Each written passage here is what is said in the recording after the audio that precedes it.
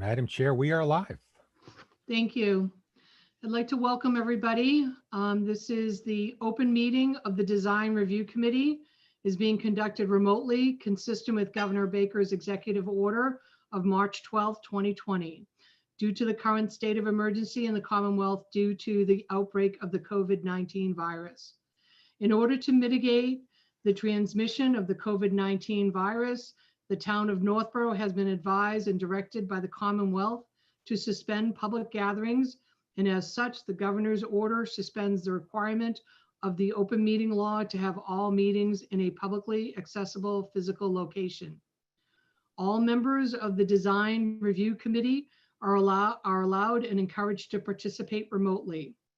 The order allows the Design Review Committee members to meet entirely remotely so long as reasonable public access is afforded so that the public can follow along with the deliberation of the meeting.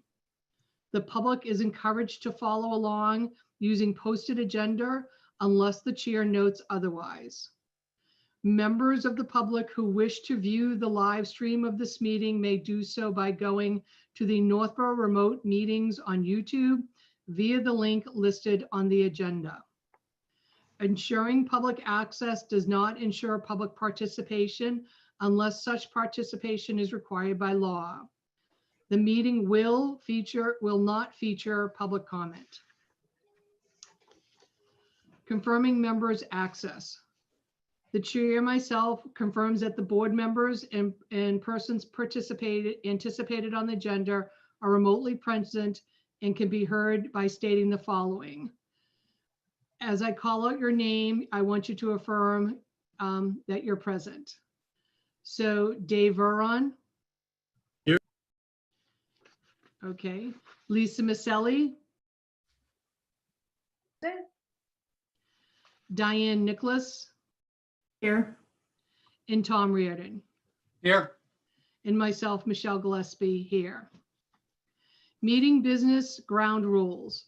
The chair will cover the ground rules for effective and clear conduct of the meeting business as follows. For the presenters and/or applicants listed on the agenda, the chair will invite each speaker or applicant on the agenda by name to make a presentation and speak to their application. Participants will provide their full name and hold until their name is called. Each speaker will be asked to mute their phone or computer when not speaking and to speak clearly in a way that helps generate accurate meeting minutes. Those responding will be asked to wait until the floor is yielded to them by the chair. Speakers who wish to respond to the comments of others do so through the chair, taking care of identifying themselves. Each vote taken by the board or committee will be conducted by roll call. So I think we're about to begin the meeting. So on tonight's agenda for the meeting, we're starting at 6 p.m. Thank you we're starting a few minutes late, but we're okay. And we're going to start with 56 Hudson Street, where we have Peter Bemis presenting. No, the 56 Hudson will be Tom Reardon, Randy Waterman. Okay. And Tom, who's the third gentleman? I'm sorry. Matt Pisani from Maytech. Okay. Okay. So is everyone in there? I see that we've got Tom. I see we have Randy. Yeah. And then do we have Matt? Okay. Yep, Matt's in. Matt's Okay. connecting.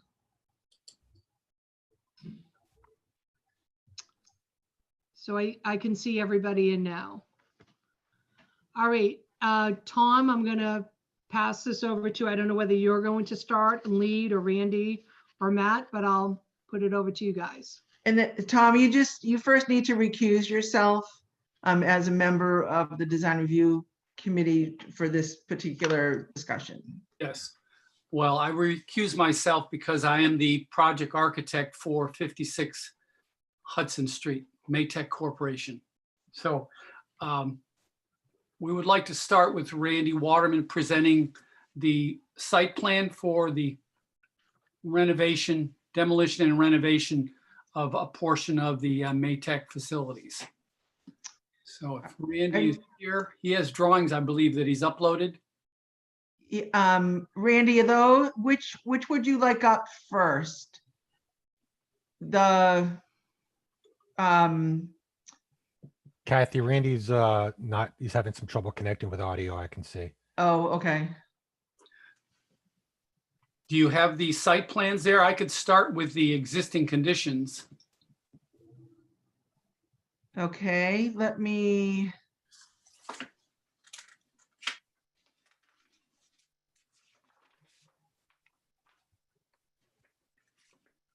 Randy, are you there?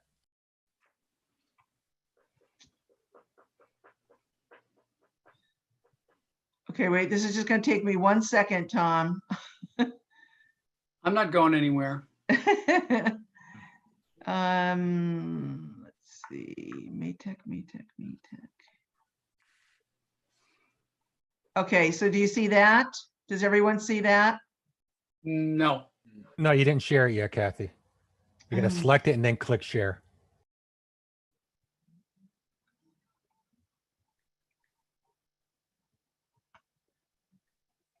Okay, wait, let me.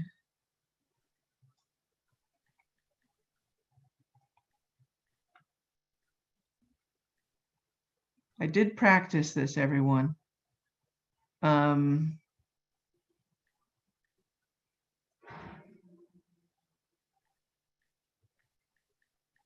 All right, so Dave, when I have, I'm just looking for my share button. So the application should be open. Go all the way down the bottom of your screen and you'll see share right in the middle of the screen. It hides when your cursor's up out of the way. So move your cursor all the way to the bottom Okay, wait, now I've lost everyone. because you minimized it.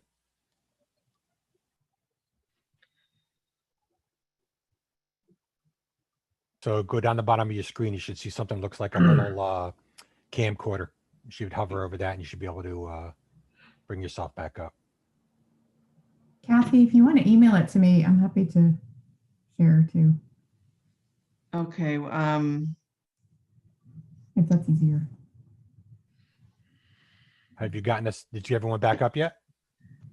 no, I can't get everyone back up. Okay, go down to the bottom of your screen. Can you see the Yeah. little thing looks like a camcorder? Yeah, Hover over it. yeah, You should see two windows. One should be a blank window. One should have everyone's picture on it. no, all I have is your host picture. Okay, so click on that and then click full screen.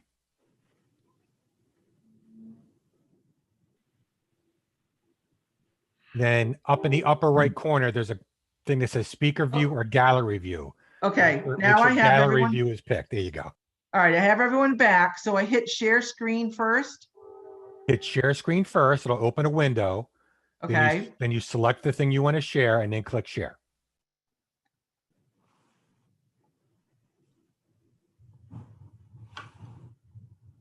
oh, Yay! Okay. Do you, Zoom 101. So I have that set of plans, Tom, and then I have a couple other ones that Randy just sent today. yeah, put up Randy's site plans, please. Kathy, can you hear me? Yes, I can. Okay, great. Excellent. How you doing? I'm good. How are you? Good. Okay. Okay, so now are you all seeing the site plan? Yes. Okay.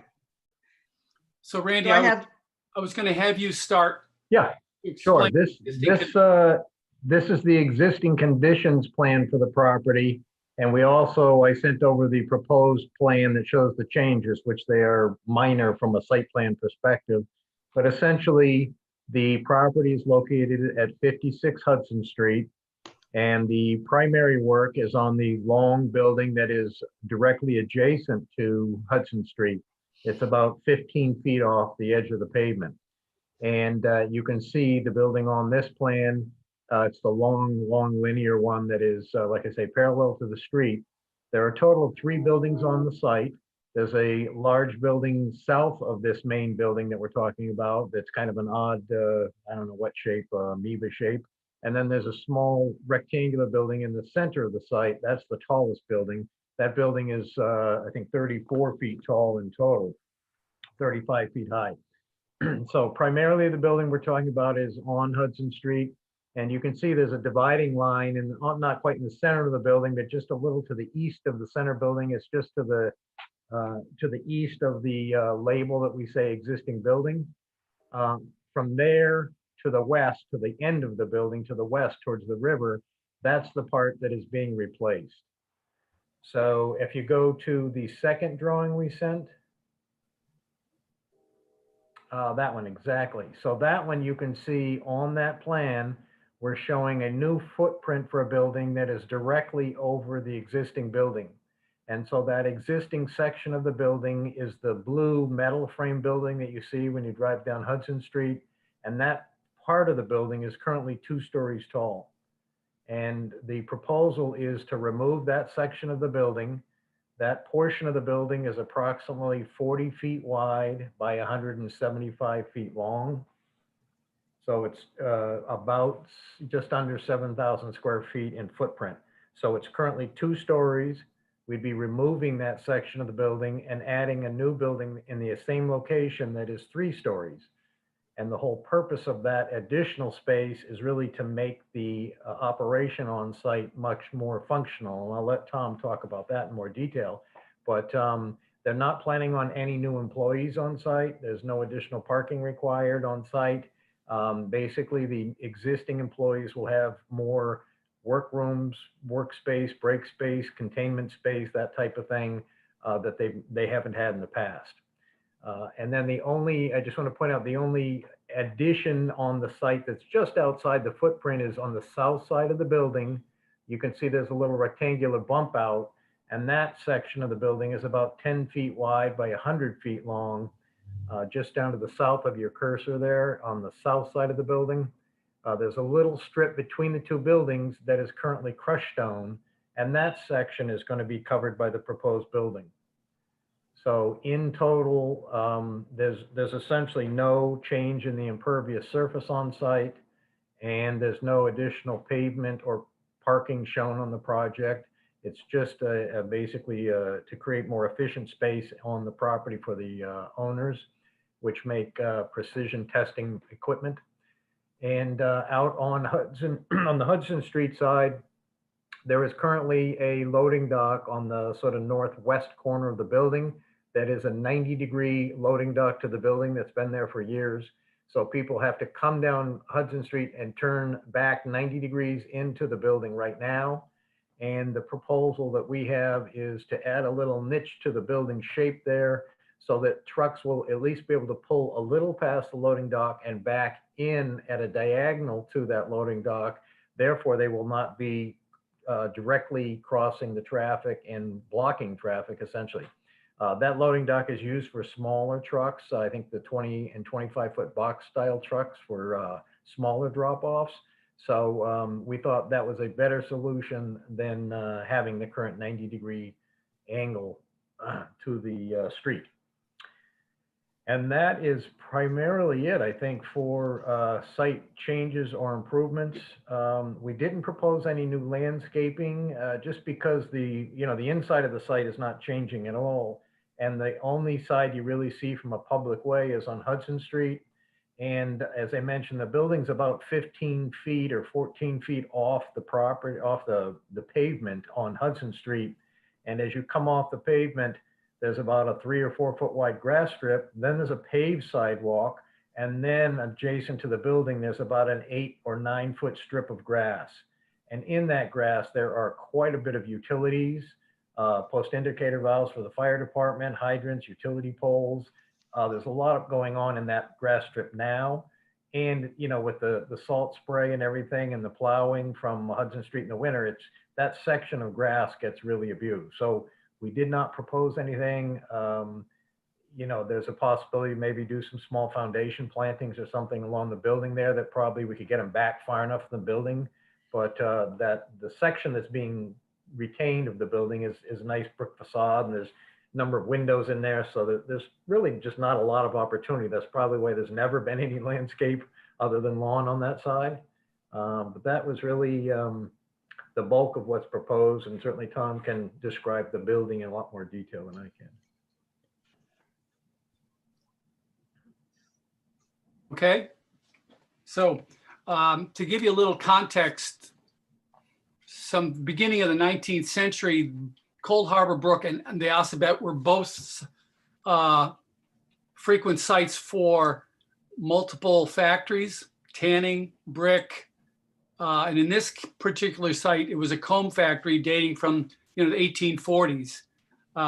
Walter Bush, then Walter Farwell, and the current building that's being demolished was built by Farwell for the manufacture of combs, and it's a heavy timber frame, so it's over 100 years old.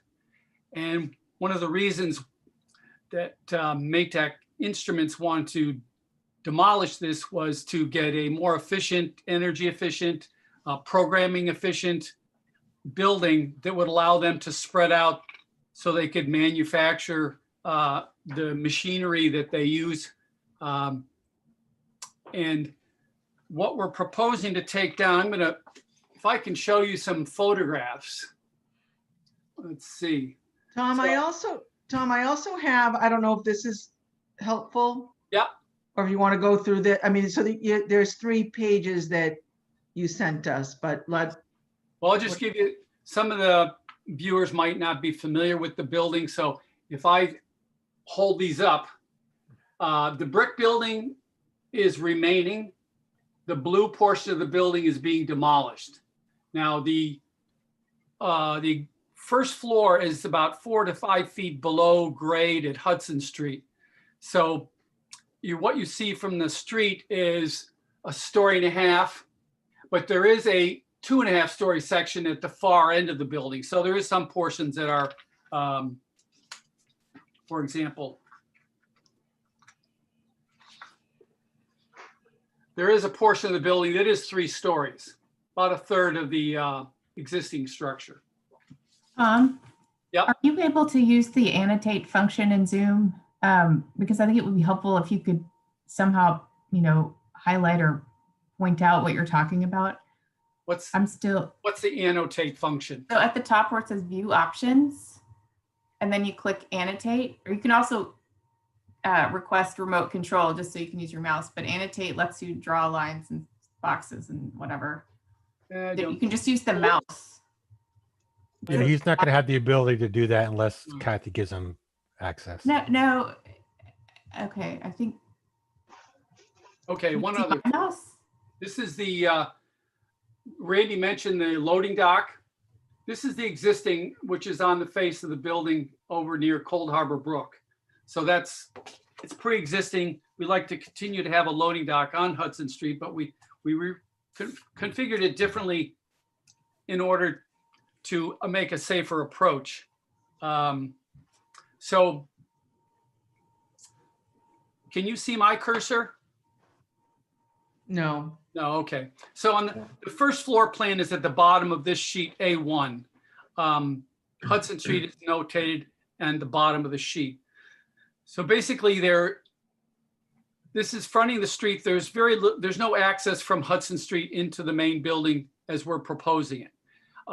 We are cutting a section out about 10.5 feet wide between the brick building and the new addition. And that's where you'll see some stairs going down on the left. That would bring you down to the first floor level, the slab level. That's accessible from the back side of the building, but the building is not accessible from Hudson Street. This is really not a public way. So what you see on the floor plan is basically an expansion of the assembly areas, offices, 2 sets of stairs, and an elevator. The Hudson Street elevation, we are using a more current metal building system, which is insulated panels. And we're going to use 3 different colors. So the bottom band is a dark gray, a light gray, and the windows will be blue. This is the profile of the bottom section. It's an insulated panel. So it'll have a ribbed look. So Tom, is that this area? Yes, exactly. And it'll be in this color, show and tell. So it's a dark gray. So it's like wainscoting. The upper body is also, this is an insulated panel. It's kind of an embossed surface. And And that's what all of this is? that's the upper section. And the color is the light gray. And the windows are going to pick up on the color of the existing metal building in the rear. So the windows and some of the detailing will be in this blue. So we're using 3 colors to kind of break up the elevation. And the blue is up here? Nope, you won't even see that roof because it's, you know, it's 35 feet up and it's 1 in 12 pitch. So it'll be a membrane, rubber membrane roof. So you won't even see that. So where is the blue? This Blue is dark. The windows and probably the gutters will be the blue that matches the this existing blue. Oh, okay. So we are tying into the assembly building behind, which has this metal panel. So we're picking up that color and using it as a detail rather than the predominant color. Can we go back to the roof for a second? So the sort of lines that are shown are not, it's not like a seam or something. It's just the membrane. And then what about in the loading dock roof? That one would be more visible. Is that the same material? Yeah, well, right now we're planning on having a membrane roof on that as well. Here's Okay.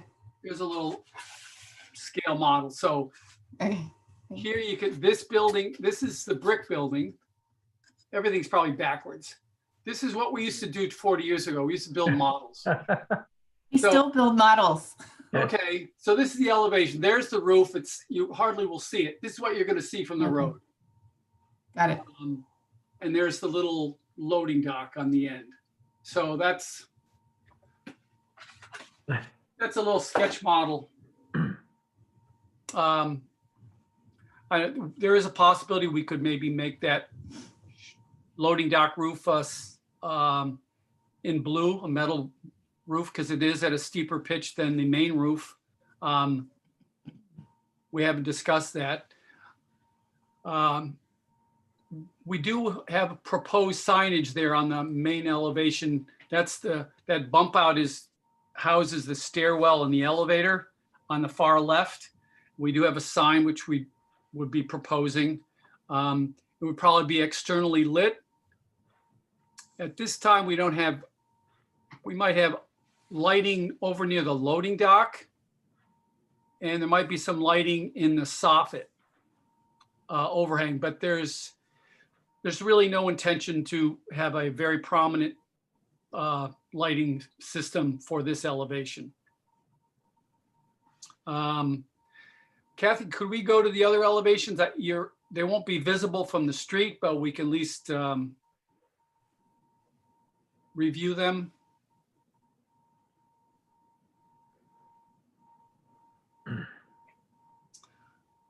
Okay, so the west elevation on the left faces Cold Harbor Brook, and just across from Cold Harbor Brook is another building. So you'll hardly be able to see that. The south elevation is the portion that fronts the rear parking and delivery space, and also where you'd come, you'd have to drive up to gain access for handicap accessibility at that elevation. And the east elevation is like what you'd see in the alleyway between the existing brick building and the new building. Okay. So that's the 4 exterior elevations. And we gave you the materials. The last page has a little bit of color to it, so you can see the dark gray at the bottom. the light gray in the main body and the blue around the windows and doors. As you can see, we're going from elevation, I think 258 to 260. So the grade is sloping down as you come from Main Street. Is the building required to be accessible on the exterior? Well, it is an accessible building, and we will have an elevator, and we're going to have handicap accessible restrooms on each floor, but it's accessible from the rear, which is Because the grade change takes. right. We're a half a flight down from the roadway, Right, okay. so we're coming in from the what you'd consider the back.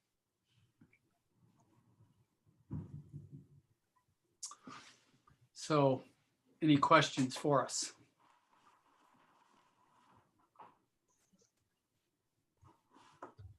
Hi, Lisa Maselli. Just a quick question on the loading dock now that you're putting it at an angle coming into the building, so it's easier to access. How much grass area are you losing there?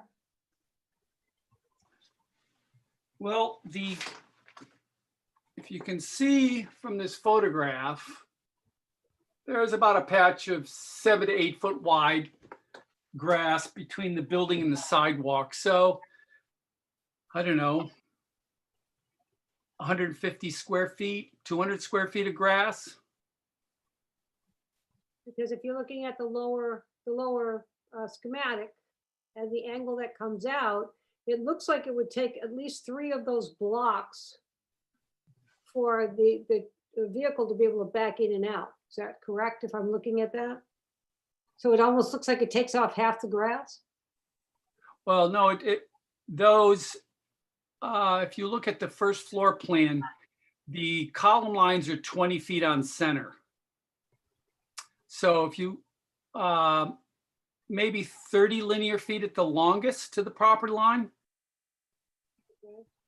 And part of that area, the part of the area just to the east of the existing loading dock is already crushed stone and gravel. There's not even grass out there. That's shown on the existing conditions plan and on the proposed site plan. That's where the original trucks would roll into, over? Yeah, you could, if you look at this photograph, I don't know how clear it is, but you can see in front of the loading dock, it's paved now. So you don't have grass there anyways. Right, but that's straight on where this is coming at an angle. So you don't lose. I mean, my only concern, the building is fine, but my concern is when you're walking on Hudson Street, that you don't have a lot of space to walk on that, the sidewalk that you're on, you almost rely a little bit on that grass area in case, yeah, it fell over or something. You know what I'm saying? It's quite a busy street and you have to cross over after this building or in the middle of this building to the other side by where the waterfall is.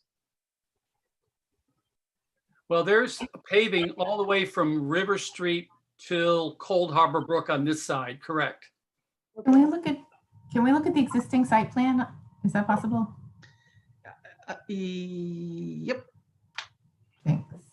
You might have to zoom in to that area. And Lisa, when, I don't know if it's just on my end, but if you can speak louder or turn up your volume. Okay, I think it's because I'm so far away from the computer.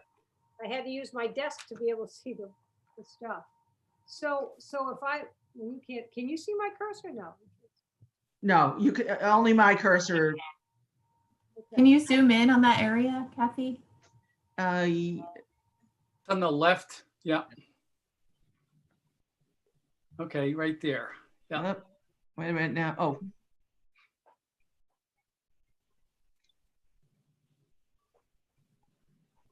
Now You're there. That's yeah, good. I can't get any, I don't know why, but I can't get in any farther. That's okay, that's helpful. Yeah, that's So again, we're talking about right there. Right. So from Cold Harbor Brook, you have, it's paved from the edge of the Cold Harbor Brook. Then you have another section right in front of the loading dock. And then you have another gravel patch And then before the you sidewalk. get to the telephone pole. So That's the area where we're proposing to put the new driveway. Perfect. Now, can you kind of show me where the crosswalk is? Well, it's right at the edge of the roadway. There's, see the double line? That's a curb. But where- Lisa, Yes. I think in order for us to hear you, you're gonna have to move closer to your microphone. Let me see if I can. I'm not gonna be in the, but let me just let me look at it from here.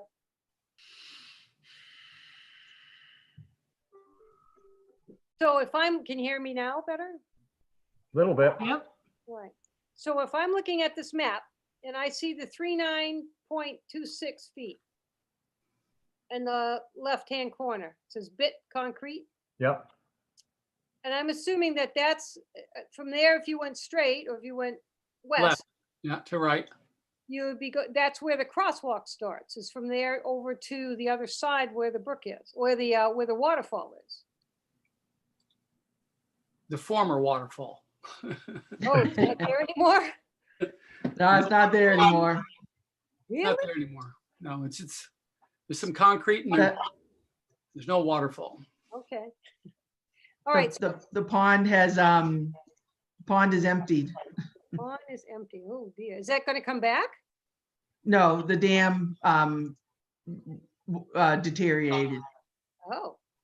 So there's no, this is probably not even to part of this, but I've always wondered, how does the water go under the building and then take a turn, a 90-degree turn to go down to the other area?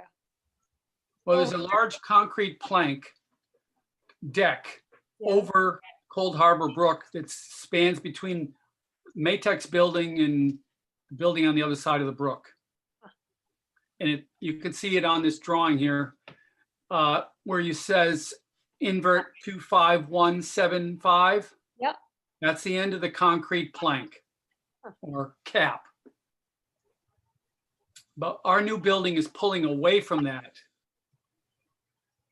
Oh, so it won't be on top of it at all? No, we're pulling back about 15 to 20 feet, Yeah, going to the right.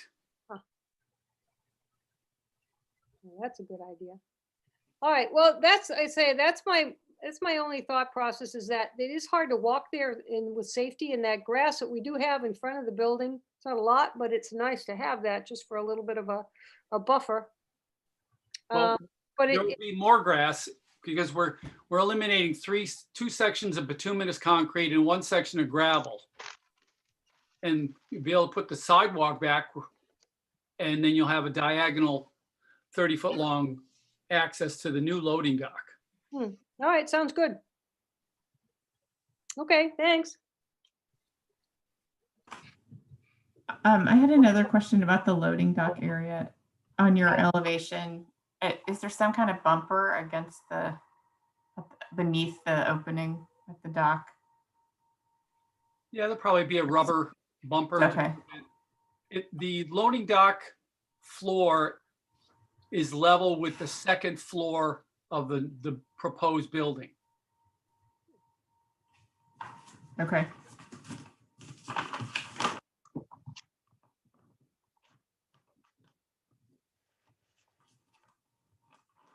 okay, so Tom, you sort of, in your presentation, which was done well, we went through and you pointed out the lighting, any additional lighting that you'd be having on the site. You pointed out that you're not going to have signage, or it's going to be a limited signage right around one of the entry points. Well, on the elevation, it showed a small signboard at the bump out on the right side where the stairwell is. Okay, And we would obviously permit that as a sign permit. okay. And That's the Dave, only one Dave, wall Ver- sign. go Yep. ahead. Dave No ground Veron is signs. our landscape person, and so I think you'd agree, Dave, that's very limited area to even consider landscaping. There's not much there. Not much to do, and I think the grass, losing it in the game for the FedEx and UPS and changing it that way is a massive gain. So I think what he did is fine. There's Yeah. nothing for me to do here. Okay. And I don't know how the other board members feel, but Tom, nice color selection, nice Thank you. design. I like it a lot. So kudos to you for that. I like it very much. And does anyone else have any It's that comments? blue, for right? the- Yeah. Yeah, except for, any other comments from the board members? Michelle, can I just clarify Yeah. a couple things for all of us? Randy, if I remember correctly, you're going to request a continuance. This is before the ZBA. So Randy, I think you already did. You sent me an email yesterday requesting a continuance to October. Yes, I wasn't sure of the date of it, but we're still addressing the comments of the Groundwater Advisory Committee, and so we'll probably have that information back to them next week. So I Okay. don't know what your timing is that we would have to get something to you for the ZBA. Yeah, I mean, you have plenty of time for the October. I think it's October 27th is the next meeting. Of the ZBA. Yes, Okay. yep. Okay, And then I know that this will, be covered in more detail by the Zoning Board of Appeals. But Randy, if you or Tom, if you could just speak to, I believe that Fred Litchfield, the town engineer, sent a comment letter about the location of the loading dock, or the degree at which the trucks are going to be backing up on Hudson Street. okay, sure. Could you just address that? Yeah. I mean, as I understand from Tom, that there was a meeting that he had with Fred some time ago. And at the time, as I understand, Fred agreed that doing something to eliminate the 90-degree parked vehicles was an advantage. So I'm not sure if maybe he forgot about that meeting or just didn't recall the same thing, but that was the plan, was that right now, the building, as I mentioned, is about 15 feet off the edge of pavement, and they get 20 and 25-foot long box trucks in here. So you can imagine when they're turning out, crossing both lanes and backing in, and even when they're parked, for a while, they're out in the street itself. So it is an unsafe condition. It's been there for so many years that nobody's changed it. So now, if they're changing the building, now is the opportunity. And you can see the angle of the loading dock shown here that's shaded slightly. So now a truck coming up, instead of having to back or to pull straight across both lanes and back into the building, now he can stay over in the right-hand lane completely and do a small turn to back right up to the loading dock. And then the entire truck is off the paved way, which doesn't happen right now. So it's definitely a huge safety improvement. And the loading dock has been there for as long as the building, as far as I know. So it's old and grandfathered, and I think this is the best way to correct it. So Okay. right now, it's at a 90-degree angle and the truck's back in off of Hudson Street. Correct. And by bumping out by bumping it out here. Yep. The intent is that the trucks traveling north Yes. on Hudson would, They'd stay right in their own lane that they're in currently, and then just back right into that loading dock, and then they'd be off the street completely. See, right now, when they're coming from the center and coming into this loading dock, they come down and they turn, and they have to essentially cross both lanes of the street right now to back into the 90-degree. And then often they're it's only 15 feet from the pavement to the building face, so they're sticking a little bit out into the street. and how often does that loading dock get used? I mean, is it, once a day, 5 times a 2 or day? 3 times a day, possibly, but usually it's like the UPS or FedEx. It's any larger tractor trailer type delivery comes in the back off of River Street. Yeah, Tom, the idea, hi, I'm Matt with Maytech. And the idea is that would be basically solely for FedEx and UPS deliveries, the smaller trucks where they can come in and out quickly. That's not for large deliveries that are going to be there for an extended period of time. We'd still use the driveway off of River Street for any larger vehicles or anything that's going to require being stationary for any period of time. That's solely for quick drop-offs. Okay, thank you. Thanks, Michelle.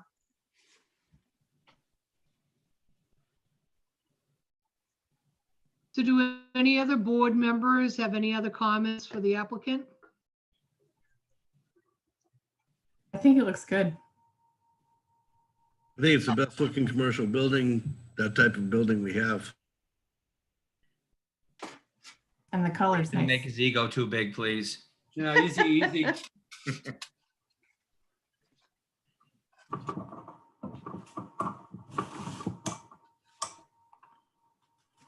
Okay. Lisa, do you have any comments? It's fine, I like it, you know, I don't think there's anything else we can do with what he's, you know, done with the roadside. So no, I think it's fine. I like the colors and have at it. I'm thinking Lisa said she liked the colors. And this, and she's good with it. Okay, And have at it, she said. okay. So Kathy, do we need to do a vote at all on this or? Well, you know, some indication, I mean, I'll send you a draft memo, but, you know, just a vote tonight. I mean, if you're ready to vote, a vote tonight saying that, you know, either you agree with the materials in the site plan as presented, you know, something to that effect. You know, I'm understanding, I mean, my understanding is that, you know, you're not looking for them to come back to you. No, right, that's true. Okay, so let's do, I'll do a roll call vote. So everyone can say yes or no. And the vote will go that we all agree with the materials that were presented and the site plans presented by the applicant here tonight. And these will then be forwarded on to the ZBA as to going before the ZBA in October. So having said that, Dave? Do you agree? I agree. Approve? Approve. Thank you. Lisa? Lisa agrees and approves, okay? Diane? Agree, approve. And I agree and approve.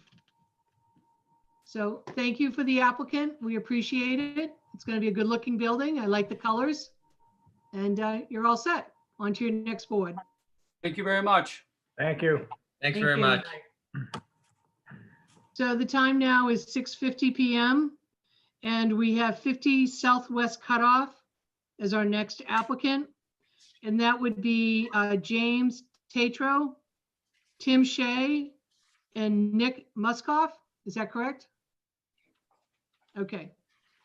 And they will be added on and then we can, I do not know which one Mr. Shea is. I have 4 phones left and no identifying on any of them. Once Nick connects, we can ask him which phone is Tim Shea's. Hey, Nick, can you unmute and let us know which phone number belongs to Tim Shea? Because we don't see his name. We just see phone numbers and we don't know which one is Tim's. What's the last 2 numbers of his? 2131. So Dave, whoever. No, I have one identified as iPhone, 2 with the last 3 digits of 531, and 1 with the last 3 digits of 148. I can bring them in one at a time if you want, and we can remove them back out. That's probably the easiest way. Maybe the iPhone is who Tim is. That might be his. We'll find out. There he is. That would be Tim Shea.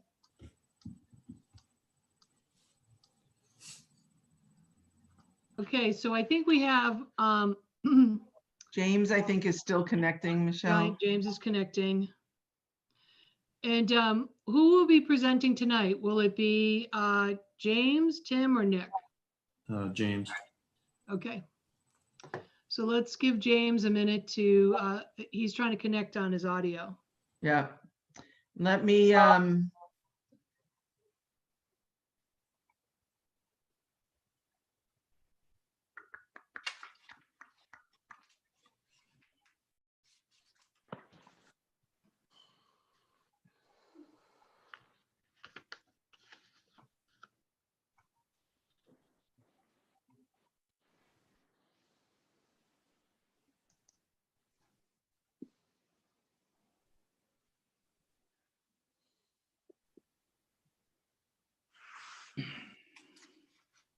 Looks like he connected, but he's on mute. I asked him to unmute. He didn't, so I don't know if, looks like he's on a phone, so I'm not quite sure.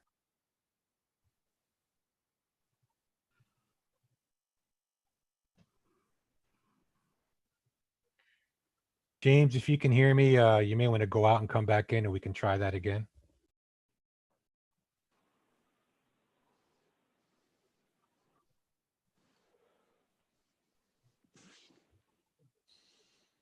can everybody see a site plan? Yep. Okay. I'm not sure if it's the one that he wants to start with, but at least we got that up.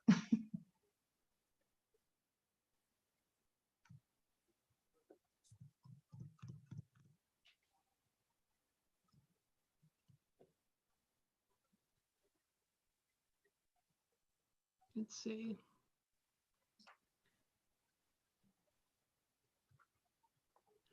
Nick or Tim, do you have James's cell phone number that you can text him and see if we can help him here? That's what I was just going to suggest. If you can't get in, probably the best thing for him to do is to just call in and participate that way. Yeah. I don't ever text with James. I don't know if he texts.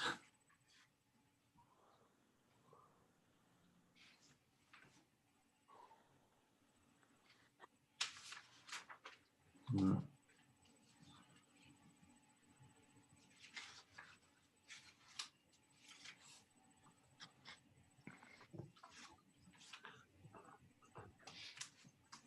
Oh, I just had a new phone. I have again 253, a 53 and a 531 and a 148.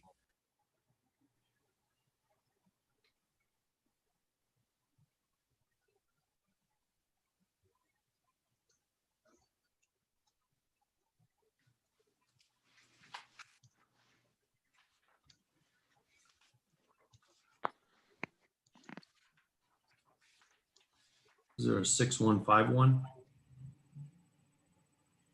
Nope. I only see all I can see are the last three numbers Yeah, of each phone number. I only have office phone number for him. Dave, do we want to bring in everyone who's there to see who's out there? And if they're not part of this team presenting, then we'll put them back out on and not in with the meeting. Can't hurt.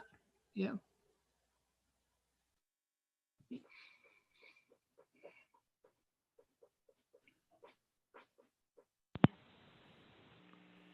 Can you identify yourself at 531? This is James Tatro. Perfect. We're looking for you.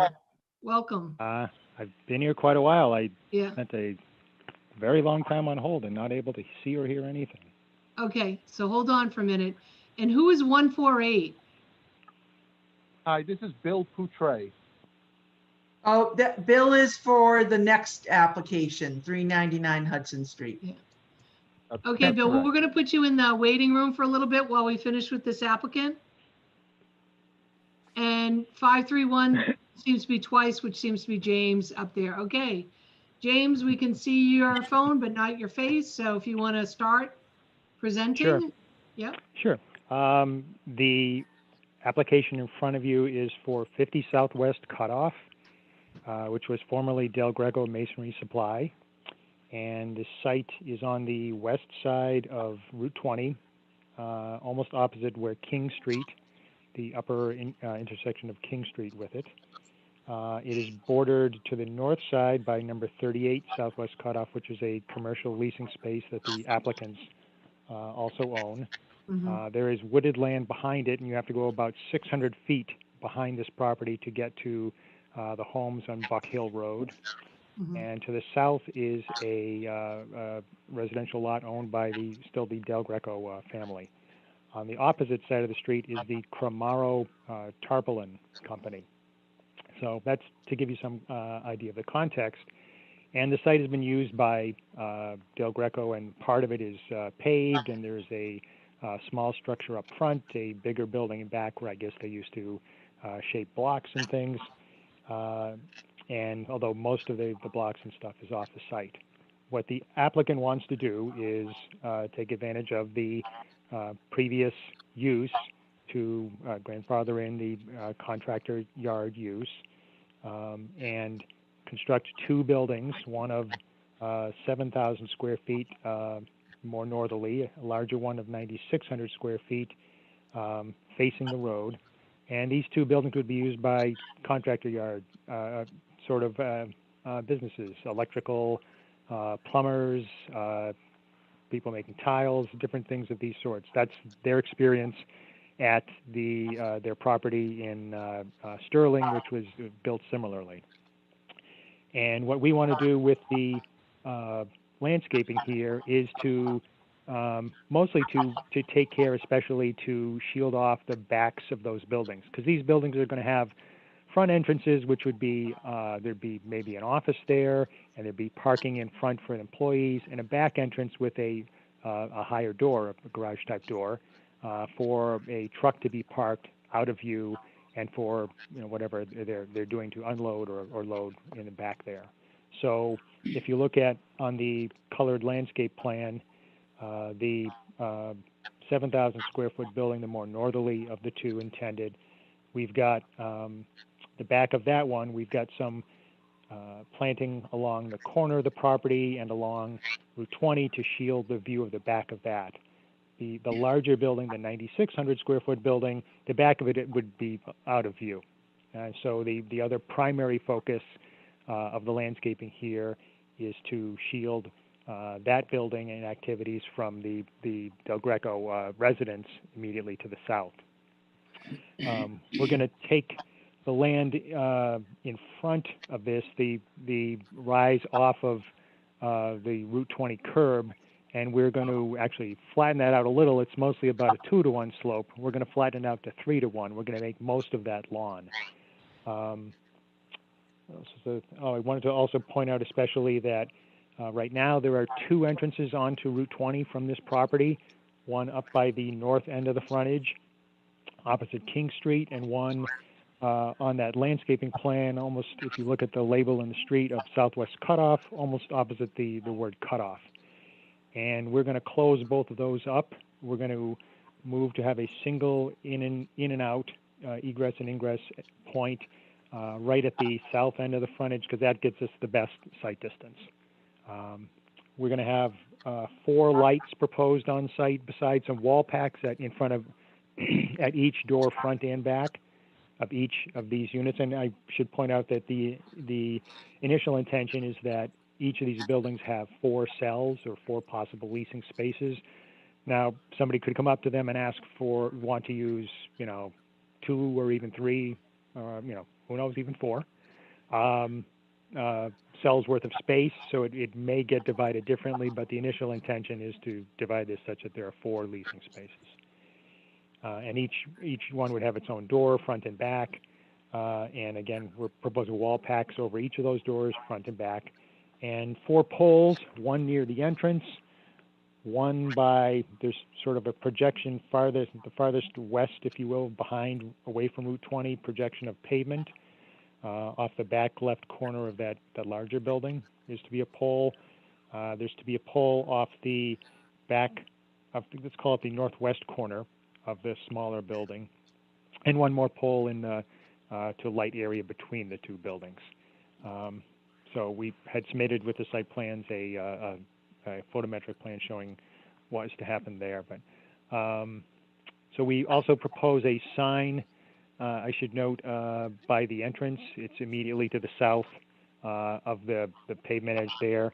And that's intended just to have a line or a with indicating each of the businesses there. If it's so-and-so HVAC, there'll be, their own slot there.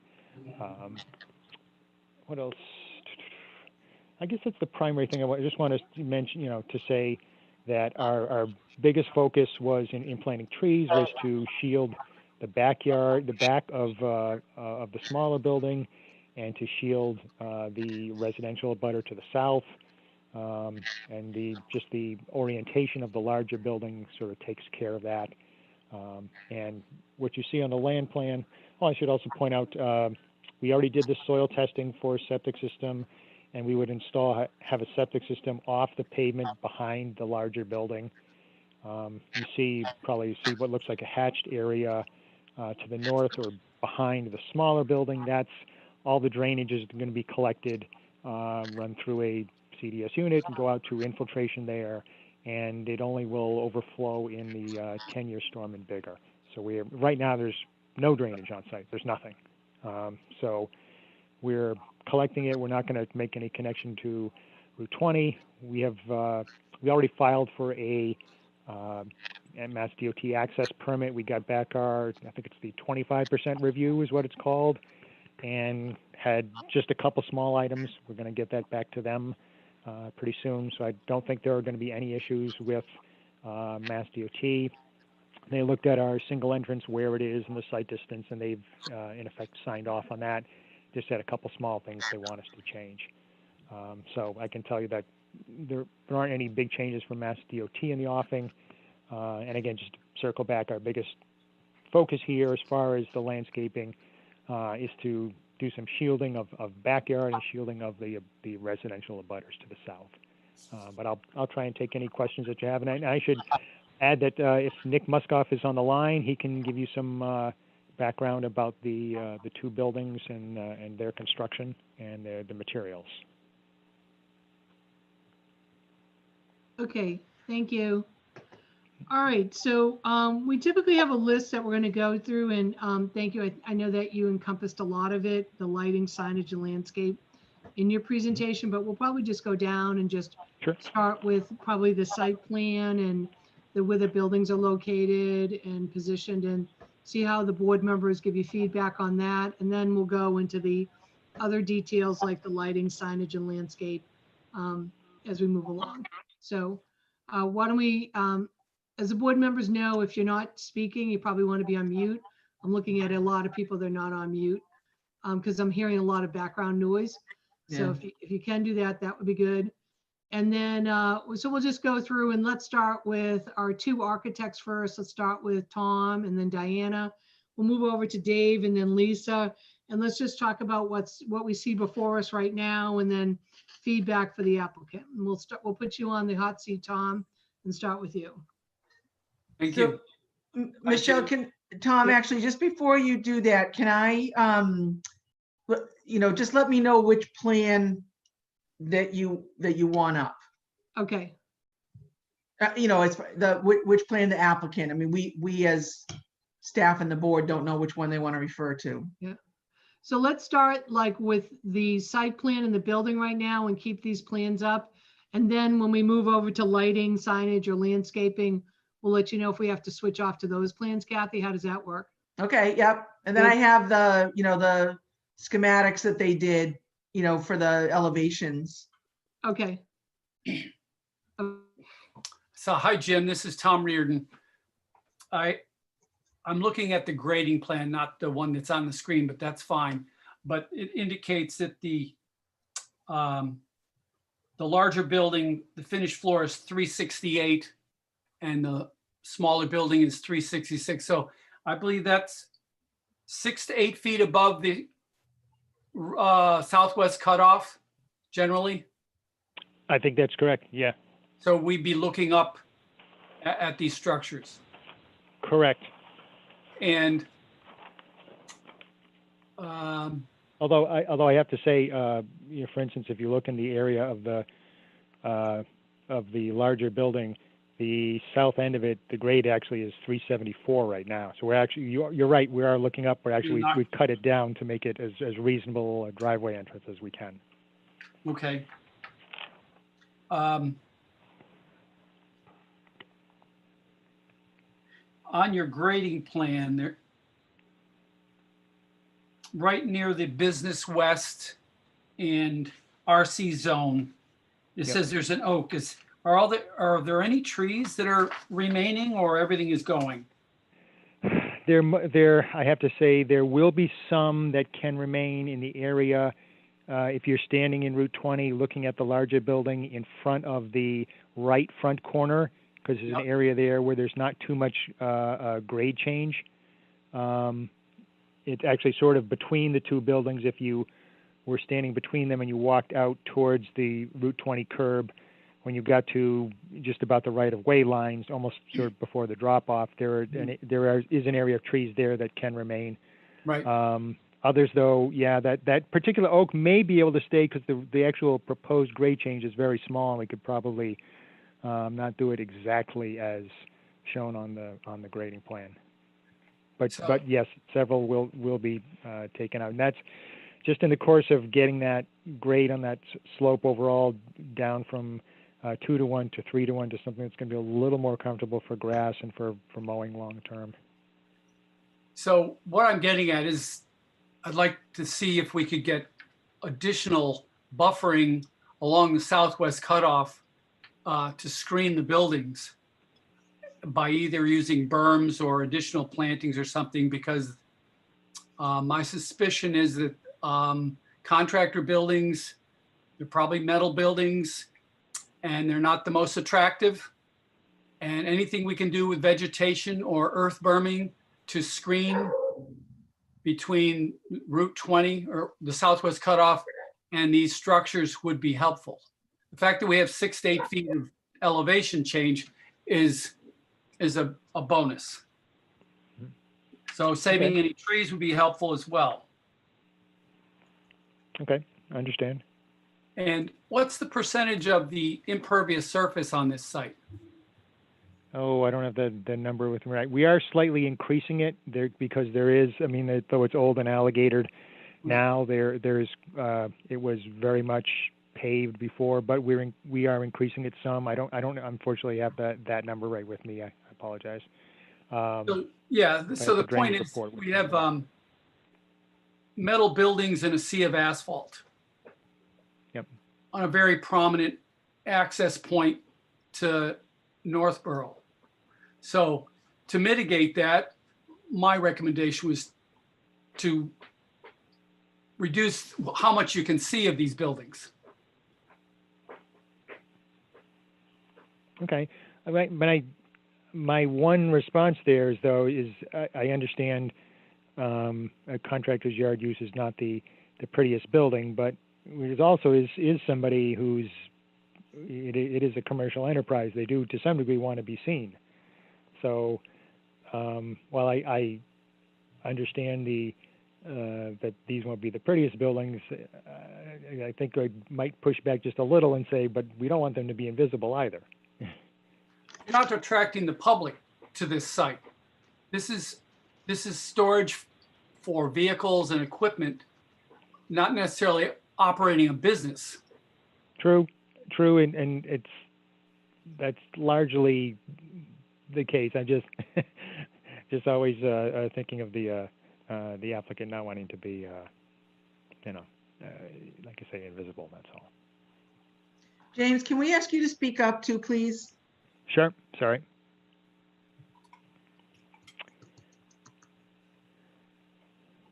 So anyways, Tom, I understand you're looking for additional buffer along the Route 20 front of the property, and we may be able to identify some of that with just trees that are going to be kept. Again, I think that specifically that one area I was describing, and maybe in fact, again, also that one that noted as a benchmark, that oak, that's probably in a location where it can also be kept because that grading plan notes that the benchmark elevation was 370 and change, we proposed a grade there of 368 and change, and they typically do put those benchmarks about 18 inches, 2 feet up. So it's probably only a difference of about maybe 6 inches from the exact intended grading here would leave that alone. Okay. I see you have an 8-inch line coming in for fire suppression. Is the intent just to have fire suppression at the large building, but not the smaller building, or both buildings? I think the larger building reaches the threshold for requiring sprinklering, but the smaller building does not. We would Okay. also have a hydrant in there on site, just before that line gets across the inner curb. So the sprinkler room would be inside the larger building, not bumping out? It would, excuse me, it would bump out the northern side of the large building. You need to represent that, Nick, on the site plan. It's drawn on the site plan. Is that the little That square is 10 by 10, Yeah. 10 by 10 Yeah, that's the square. little end of the building. square, Okay, the little square off the middle of the north side. all right, it's just not hashed in. Is Yeah. it? It's not on the I was building. just trying to indicate that that was not a full height as the rest of the building is. I see. It's on the floor plan, but not on the building elevations. Okay. So you'll need to represent that. Okay. Isn't it on there? On the, on the what's called the floor front elevation on the, On S2, yeah. that one right there, yep. S2, we have 2 S2s. There's 2 So buildings. one building is one S1 and S2, and then a different building is also an S1 and an S2. I see, I get it. Yeah. I had the wrong S2.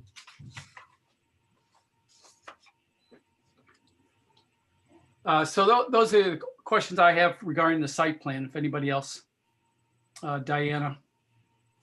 Well, I would agree with your comments about that buffer with Southwest Cutoff. Are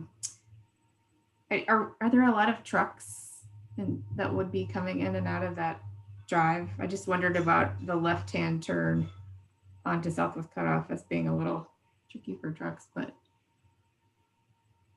Well, if I may, that's why we made sure to move the entrance here. It's the single best spot for sight distance. because you can see a ways up, well, towards the north, right? If you're sitting there waiting Yeah. to turn, you can see. And in the other direction, you could see using the obviously a truck would have the drive would be much higher up, but we use the standard, the height of an object. The driver's eye leaving is 42 inches high. The object is 51 inches high. In effect, the roof line of a car. And you could see, I believe, was it Lexington Road is the road that's coming in on the east side of Route 20, just downhill from here. I think you could see a vehicle there, which was enough for this 50-mile-an-hour speed. So it was pretty Okay. good. Okay, so it sounds like you looked at that. I guess in terms of reviewing the site plan, it's helpful to see what the building floor plans are. And these are just steel drawings, right? Is it just literally wide open? They will be Well- wide open spaces, yep. Like there's not even a restroom or anything in the building? No, they will have a single restroom in each unit. I mean, I guess I'm just accustomed to seeing floor plans when we're doing these design reviews. So, because I think it's important to understand the way that the site is relating to the way that the building functions.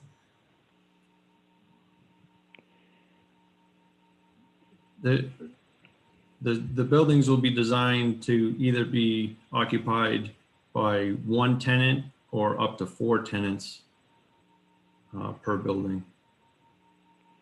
This is really just the building shell.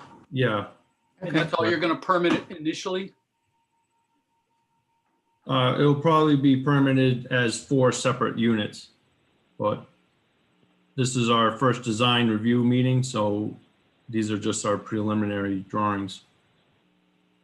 So you're going to show materials at a subsequent meeting? Material samples? Yes, Okay. That would be I have good. some samples you could borrow, Nick. Yeah, Do you like blue? no. So I think those were the only comments I had on the site plan. How about Dave?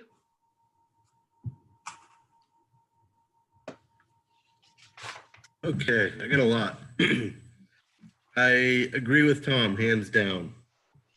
Coming into Northborough, you're coming past the Wegmans Plaza, you have the nice dental office, and then coming into this.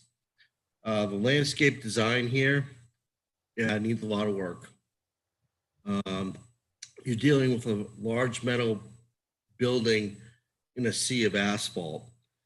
The landscape that's been put in here needs a lot more thought because you're dealing with metal that gets hot in that sea of asphalt that gets incredibly hot.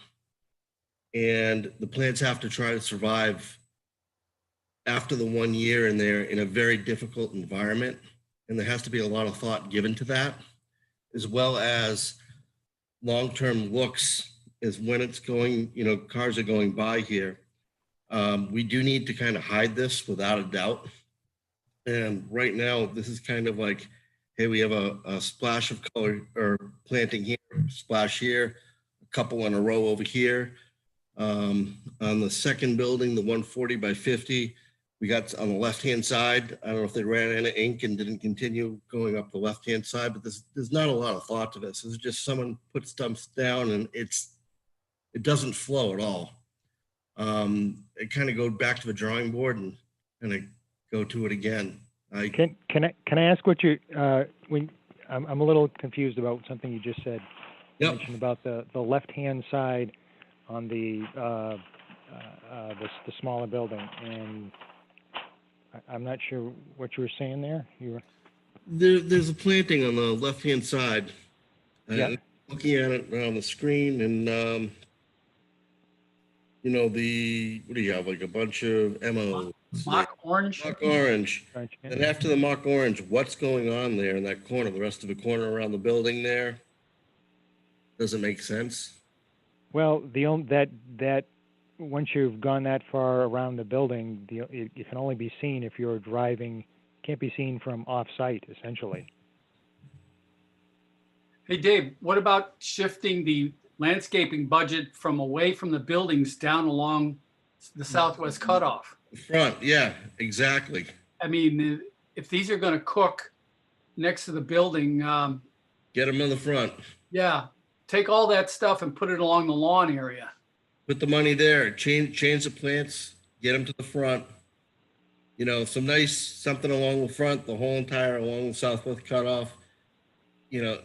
That's where it has to go.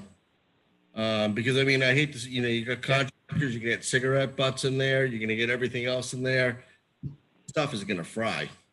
And I'm sure you're not gonna do any irrigation in there, are you? I don't believe we plan on doing any irrigation. Yeah, this stuff's gonna cook. So David, what's the mature height of the white fir they're proposing?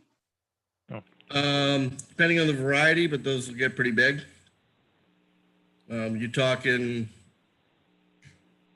could be 30 feet more. Yes, 30 feet or more, depending. Yeah. And they start out at 2 inches. How long does it take to get that high? Some time. Way past my time, right? That's mine too. All right. There's a lot of, this is going back to the drawing board, unfortunately, in my opinion. This all has to go back. This needs a lot of thought. That whole berm for the southwest cutoff needs to be really reworked. And I feel this has to get pretty well hidden because, you can have a selection of dump trucks, as a contractor. You look at those metal buildings, they're nothing great to look at. You do the front of them, and I think they should be hidden from the southwest cutoff as much as possible. Again, that's just my opinion. Okay. Good. Thank you. Lisa? Well, can you hear me all right if I speak this loudly? Not Mhm. really. I think you need to Come closer to your microphone. Okay, girls and boys, here we go. Now can you hear me? No. No. Wow, I'm like 2 feet away from the computer. Uh, All right, there is a lot of going back to the drawing board. I saw photographs of superimposed buildings. Is that correct? They were white?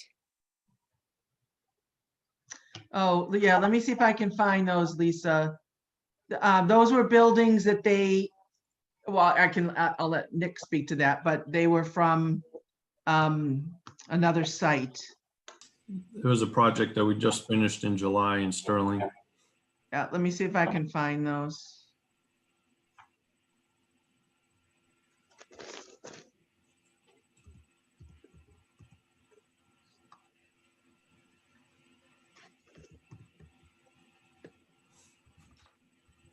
Go ahead, Lisa, if you want to talk while I, Okay, so if you look down at the lower part where the line changes from Business West to RC, and the building goes through that line.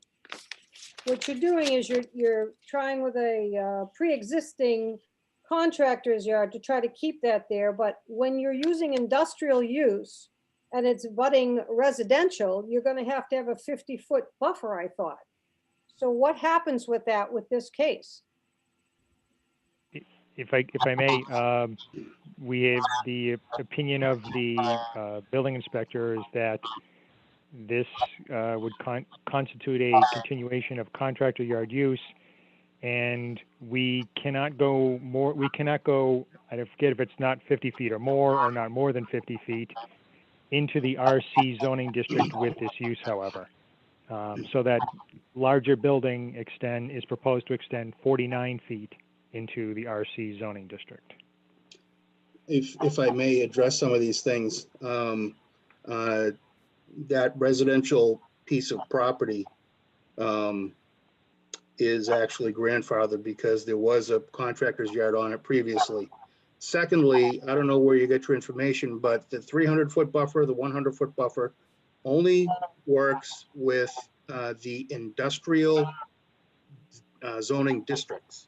That's the only place where you can enforce that, because it's not the use, it's the district. Well, it seems to me that you're taking a Business West in a residential area, and we're trying with a master plan to help the town look good. So, Well, if you have a grandfathered use, that trumps the master plan.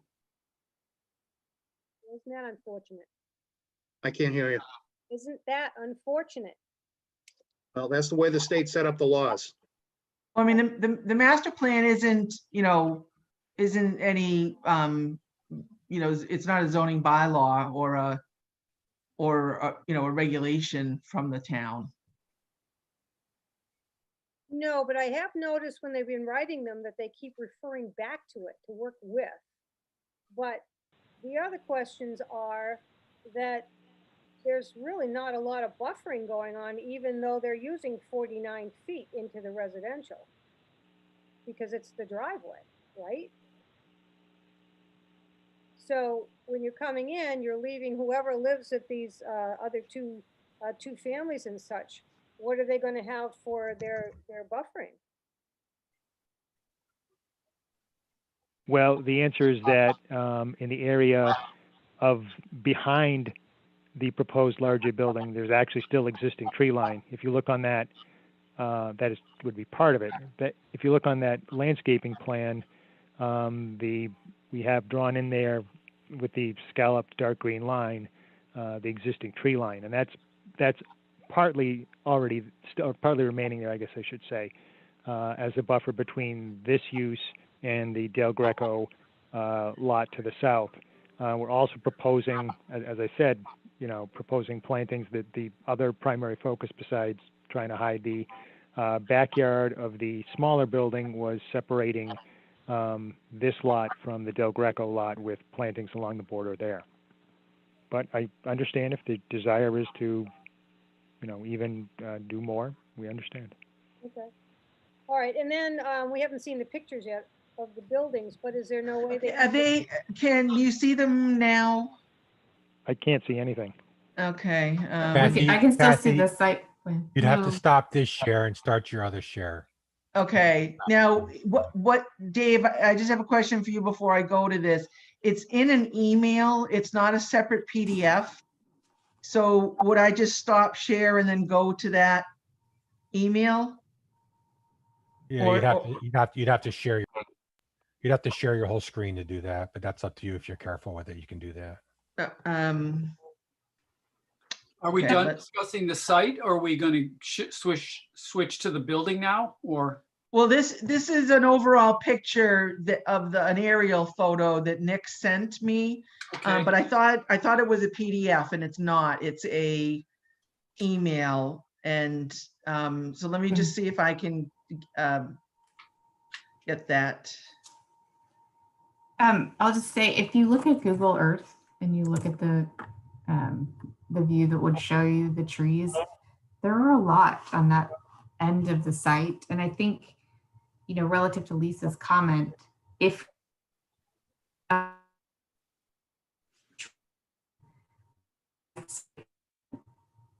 Okay. the Can tree people see that? line, Oh, okay, Is the picture up now? yes. Okay. So I'm just going to scroll through this. So this is well, actually, Nick, why don't you describe this as I scroll through it? Well, that top photo is existing conditions at Del Greco's as we speak. To the left, the trees to the left, that's north towards 38 Southwest Cutoff. This is looking straight across Route 20 towards the Canvas Company. The Canvas as- Company is right Yeah, here. Right, yeah. As you scroll down, Mm. this is a project that we just completed at 20 Pratt's Junction Road in Sterling. The building to the right is a 7,000 square foot building with the same footprint that we propose to do for our 7,000 square foot building. The building to the right, to the left is 4,000 square feet, just divided into 2 units. Currently, this project is completely leased out with 6 tenants. We have, Nick, I think you should note that these buildings are different in that they have garage doors in the front, oh yeah, whereas the ones you're proposing here at 50 Southwest Cutoff only have them in the back. correct. Yeah, the way our site worked in Sterling, we really couldn't put the doors in the back of the buildings, so they face the front, the road. We thought at 50 Southwest Cutoff, it would be better to put the doors, overhead doors, on the back of the building. This picture that we're looking at is one that we completed last year at 110 Pratt Junction Road in Sterling. This is a 4,200 square foot building. It's a single use, just one tenant. But we propose to do the similar type building, same color scheme, white with the dark green trim, same type of windows, and same type of overhead doors.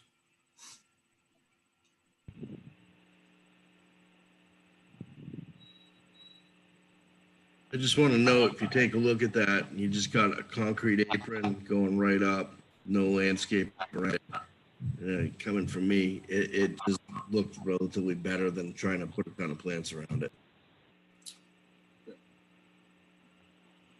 You can see in these photos, we just have small landscape beds in front of these doors. Minimal amount of mulch. I think it's probably about 5 foot by 10 foot. 5 to 6 little plants, shrubs in each one. Not much. More of the landscaping was done out towards the road. Don't really think you can see that on any of these photos.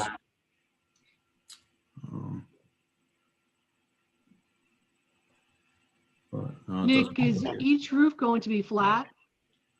So these buildings that we did in Sterling have a single pitch roof with all the water going to the back of the buildings. In Northborough, we propose to do a double pitch, a gable style roof with it pitching both front and back. That way allows us to get a little more trim detail on the buildings, so there'll be a little more color contrast, and it just wouldn't look like such a big box sitting there. So you're going to do more to make it less of the box look, where you're going to have more moldings and trims like that, and you Correct. make- like we had seen one that was done near 290 that was done with a lot of that detail. So when you come back the next time, you're going to have different materials and show us a different potential face to it, at least that faces the street. On these buildings, on the front elevation, we plan on doing a strip of vinyl siding on the bottom 4 feet of the front elevation to try to break up the front of these buildings. And will you do more around the windows and doors, or just that's the only difference? That would be the only difference. Well, I am an artist. I'd like to see a little bit more to it, but I'll let the rest of you chat it out. I'm going to go sit back down at my desk. Thank you.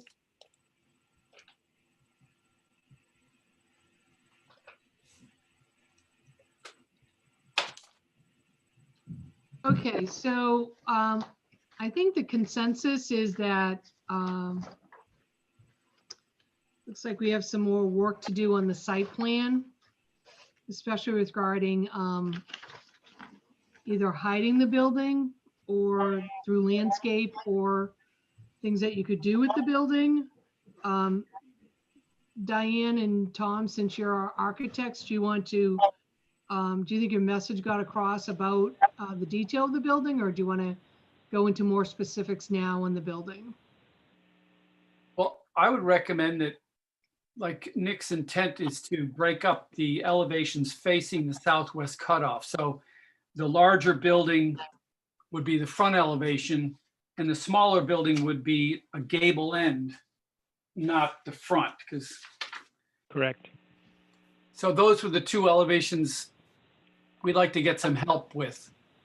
I mean, the way the vinyl siding is shown on this front elevation doesn't make any sense. Why would you end it in the middle of a window? I would either go to the bottom of the window or the top of the window, or, I mean, like Dave was saying, there wasn't much thought to the site plan. There's not much thought to the buildings, because you're having a metal building company do the architecture. And, you know, they're just not, they're just selling a product. They're not really looking at how this is going to be viewed by our community. So we'd like Tim to give us a little help here on these gable on the small building and the front elevation of the big building. The other sides are less of a concern, but the public face, we'd like to have some consideration to the public and what they're seeing. Tom, if I may, Tim Shea here. I think if you look at the existing site and ask yourself if these buildings we propose are an improvement, or if we should go with the buildings we have, what would be the answer? Definitely an improvement, but we want you to keep going on those two elevations that face the street, face the road. I mean, this is definitely a big improvement over Del Greco's site. But I think Dave's recommendation is to move the plantings away from the building, because they're not going to survive. You know, put some crushed stone or something. They're just going to get trampled by contractors, and move them along the berm side of the southwest cutoff. Okay, we understand that, that sentiment. It's obviously from multiple committee members. Diane, do you have any more feedback on the design of the building? Well, I guess I agree with what Tom said. I think that long facade, I know you're trying to break it up vertically. Oh,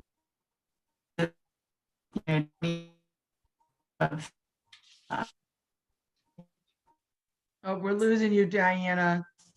Sorry.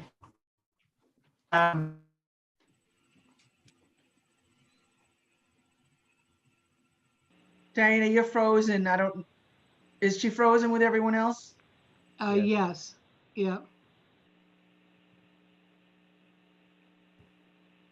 Can you hear me? Barely. Barely. Okay. So just gonna up the builder.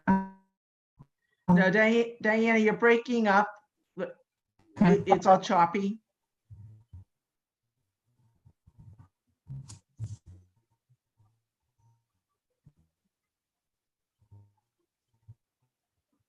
Okay, I think we'll wait until Diana is having technical difficulties until she can come back on. Why don't we just, because obviously I think you guys are going to have to come back again. Are you going through the ZBA at the end of October? Is that where your board that's permitting it? Is it the ZBA or the planning board?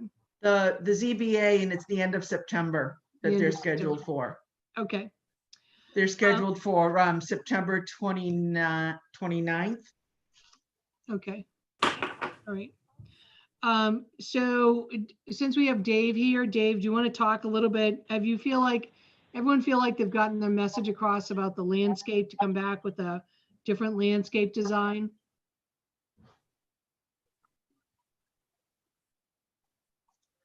We understand that. Okay. And then lighting, I think the fact about the lighting is that the board is already asked to come back with a little bit of changes with regards to your front and side elevations.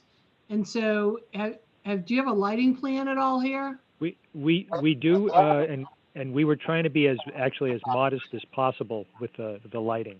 Okay. Again, there's only 4 lights, one by the entrance, one at the very westmost bit of pavement.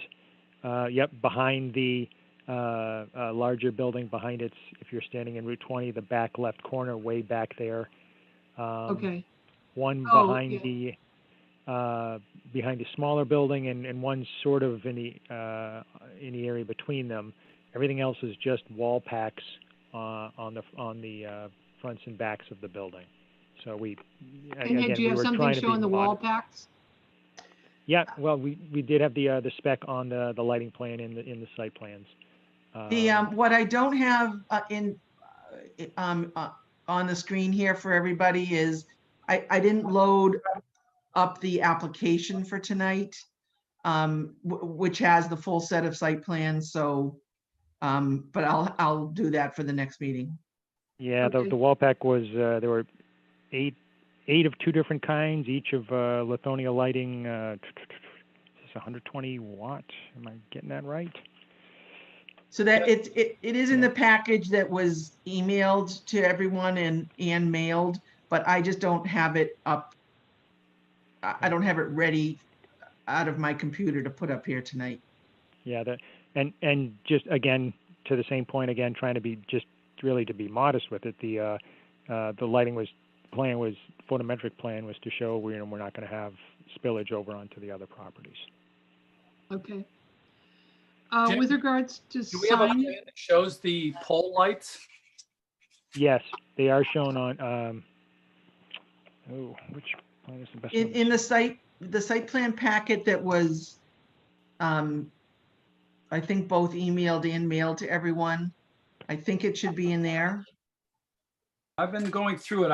I see the wall packs on the photometric drawing, but I don't see the pole lights.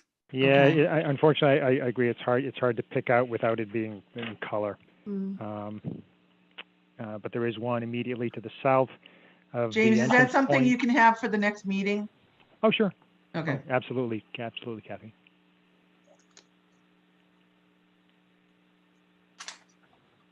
The next thing is with signage. Is there any signage on the building?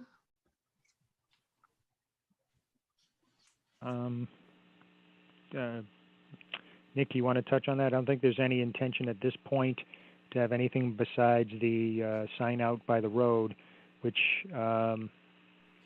it's actually surrounded by plantings there, so it's hard to see, but it's just to the south side of that entrance. Most likely it'd just be signage on the actual front door of each tenant space. Okay, but will there be a sign on the Southwest Cutoff that's just going to have the address? It's not going to, is it not going to list all your tenants, right? No, we'll have a spot for each tenant name on the sign out at the street. And Okay. where is that sign going? I don't see it on the site plan. It's, if you look right where it's on the, and just by the way, when Kathy switched to this view, all of a sudden my screen came alive. So, somehow. What's showing there right now, it's you see in the road, you see the station 99 plus 27.43. Yeah. If you look Yeah. just at the Yeah. edge of the site, beside that, you can see the word sign, and there's a, it's, sorry, it's hard to see in the. Oh, in the- yeah. Oh, I in the- see it. It's buried. Yeah, okay. Okay. Yeah, So your sign is going to be externally lit, and if you have 6 tenants, all 6 tenants will be listed on the sign as well as the address, correct? Correct. Okay. All righty. Does anyone have any feedback on the sign, or how about the colors? Are you doing anything other than white? Is it white in a different color, or is it just white? White with like a hunter green as trim for the trim on the buildings. Dark green. how about dark green buildings? To complement your blue building. No, to be blend into the trees in the background. Oh, Yeah. the camouflage. Yes, exactly. Well, the blue building we just approved went to gray. It's now Oh. light gray. That's So, right. We try to tone it down here. Yeah. Can you hear? We can hear you, How about Diane. Are you camo? back online? Okay. Yeah. No, you're all choppy, Diana. Okay. We'll have to get you feedback for the next meeting because you're really breaking up when you're speaking. Okay. Okay. Lisa or Dave, do you have any comments about the signage or the design colors? I mean, Tom Reardon just requested green, but Or just bring your palette of colors that's available through the metal building manufacturer. Yep. Go with Tom, I'm good. yeah. Signage, where's a sample of what the sign looks like, what the lettering is, what the height is, what the stanchions are? Do we have one of those? Not at this time, no. Yeah, Bringing that. well, he has to fill out there's a sign bylaw and there's specifics for each one. Are you asking for any variances or anything special about signage from the ZBA? We don't anticipate asking for a variance.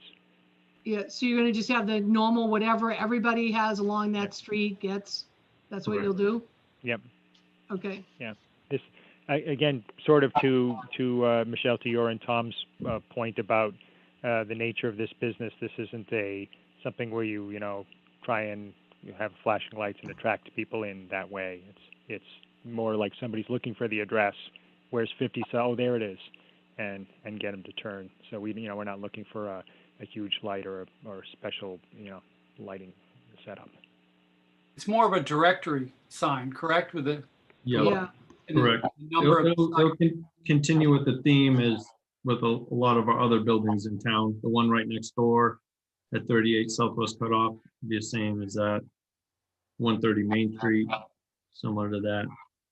so the one that you have next door, you have signs on the building, right? Where for each person who's inside your building, right? You're gonna do that. So if Joe's Paint is gonna be on this, one of your contractors, it would say on the directory, Joe's Paint, and then on the building, Joe's Paint, right? Well, next door, we just recently had a tenant add a sign to the building. That's kind of a new thing. Okay, We didn't have signs on the building initially. yeah, yeah. Is it, do you know if they're going to be externally lit? Like, are they gonna be the light boxes, or are they gonna be like the gooseneck, lighting from above, if it's on the building? It's on the building. Yeah. I don't know. I don't anticipate much signage going on the building. Oh, okay. So if you have like 4 tenants in the building and they each have a door to it, there's not gonna be a big sign above their side of the building? Typically, they just put a vinyl graphic on their door, on the glass Okay. door into their unit. Okay, I understand now. Okay. Yeah. So there'll be no signage on the building as far as advertising who's in the building? Yeah. I mean, it's hard to say who the tenant is and what they might want for signage at this point. We don't. We don't Obviously, they would- anticipate it. Yeah, we're not anticipating it. Okay.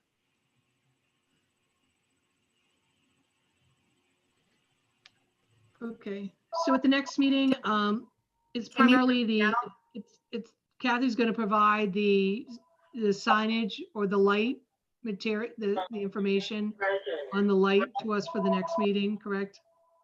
Yeah, I'm gonna, James will provide like a, just a colored, just a version that's easier for you to see, and we'll have it, up on the screen. Okay, Will do, Kathy. and then signage, we've already discussed, but if there's anything you need to provide for us, if you could do that for the next meeting. It sounds like you've got a lot of work on landscape, and Dave Veron is our landscape person here, so I guess he's already given you feedback on him, and if you wanted to send something to Kathy to get Dave's feedback on prior to the meeting, I don't know if that's okay, but he could help with that. We'd love to do that, to try and make sure that everybody's, so that we're not going in the wrong direction in responding. Okay. On the site plan with the position of the Michelle, we're losing you too. It's all, the board is okay with the positions of the buildings are. I'm sorry. Can you hear me now? Yep. Yep. Can you hear me now? yes. Okay. I feel like I'm on a Verizon commercial. No, it just happened again too. Can you hear me? Now we can hear you, Diana, but we can't hear Okay. Michelle. Okay. Can I I think just they make a lost few you quick again. comments? Mm. Can I Hear make you. a few comments? So just to go back to the elevation discussion quickly, I think green would be great, I think you can do something with the white if you add some more color or break up the facade some. My concern about the larger building and that facade, you don't know yet who the tenants are. If you're expecting 4, but if you have 2, then the facade's going to be broken up even less, correct? Correct. So then you're looking at like a really large sea of metal. So I think if you can look at that before the next meeting, that would be good, because I mean, you could break it up in ways besides the openings themselves. I know you have the horizontal band, but it's just, I think, going to look like a big white metal building right there on the Southwest Cutoff. Okay. All right, we'll look into it. Thanks. Do you have a source of mature trees you could plant along the road? Just a joke.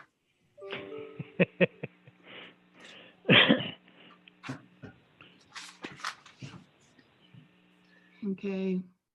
And then you're gonna come back and you're gonna sort of work on the building as Tom and Diana gave you recommendations for, and present some different ideas to us at the next meeting.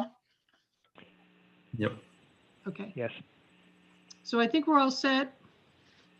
So Michelle, we just have to figure out a next meeting Yeah. for the design review committee. You know, I don't, I think from the emails a month or so ago, people were good with switching to an evening meeting. Or do you want to switch, you know, whatever you want to do.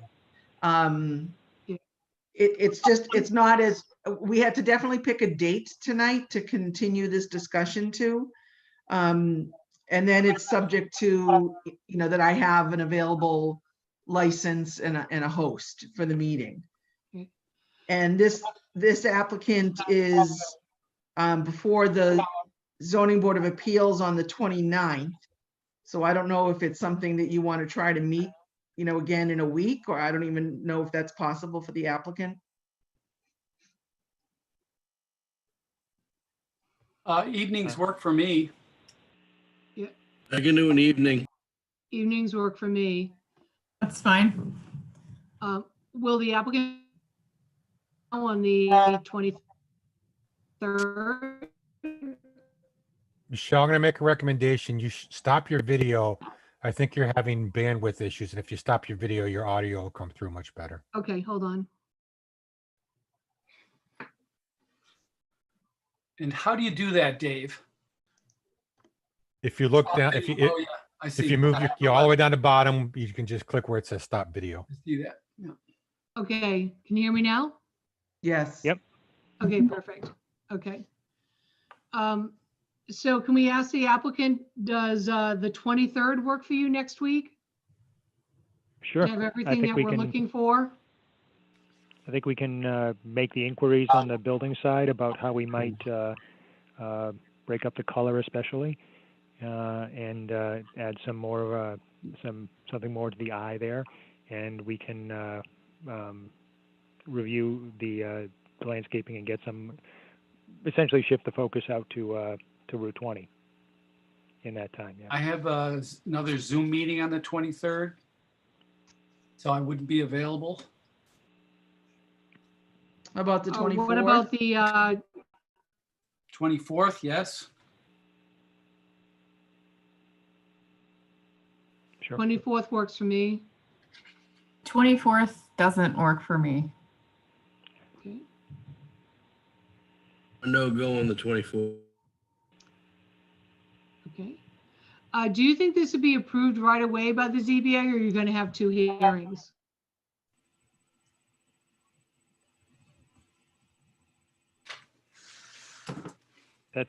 That's hard to say, seeing as it's so much up to the ZBA, and I don't think there are any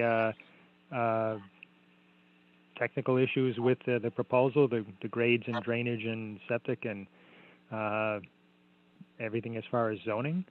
So I think it's possible to be through in one, but as Kathy might tell you, you can't anticipate what the ZBA or planning board may do. Hmm. What about the 22nd? Is that too early? The 22nd is a ZBA's meeting twice. Okay. This month, they're meeting on the 22nd and the 29th. And I have meetings on the 21st and the 28th also. So if we looked at, what if we did it earlier on the 23rd? Tom, I don't want to jam up your schedule, but is it possible if we met at 5 o'clock?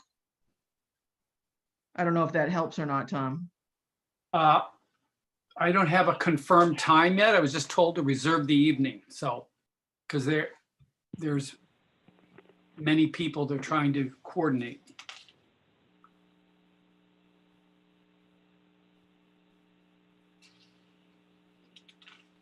Well, our only other choice would be to go out the following week or the week of October 5th. Look at possibly like October 7th.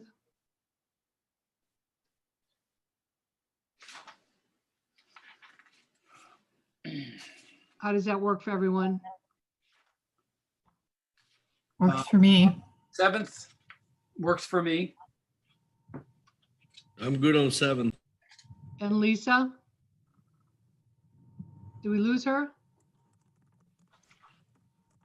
I think we lost. She's, Oh, I see a thumbs up. Okay, 7th is good for Lisa. Okay. And So- Kathy, the license is open on that date as well. Oh, okay, thank you. Thank you. So with the applicant, I guess you'll be going to the ZBA at the end of September, and we'll be back to meet with you on October 7th. Okay, we Okay. obviously, we want the earliest we can, but reasonably can, but, and that sounds like that's it. So, Okay. Well, thank you. thank you, everybody, for your appreciate time. it. Thank you. Thank you. Good night. Thank you. Okay. So leaving this meeting is the 50 Southwest Cutoff, and we will bring in now 399 Hudson Street, which we have Ken Bishop, is that right? No, Ken Bishop was from Maytech. Maytech. Okay. So you have Peter Bemis Yep, and Peter Boutro. I'm not sure if I said that correctly. Bill- okay. Bill, William, Bill. Oh, Bill, sorry, Bill. No, and I have to recuse myself because I Okay. have a contractual relationship pending with another organization that Bill's involved with. Okay, So I will mute myself and listen. okay. All right, so we just have Peter, and is there anyone else joining for 399 Hudson Street? I brought in someone with the last 3 digits of 148. Who is 148? Could you identify yourself?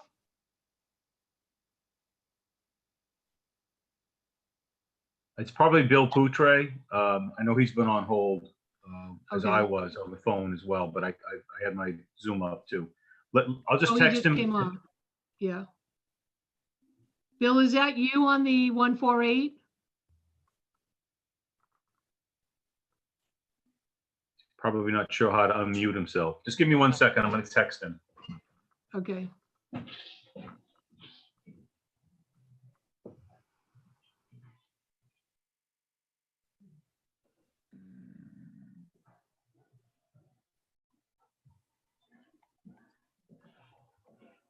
And so Kathy, you're gonna bring up the drawings for that? Yeah. Hi.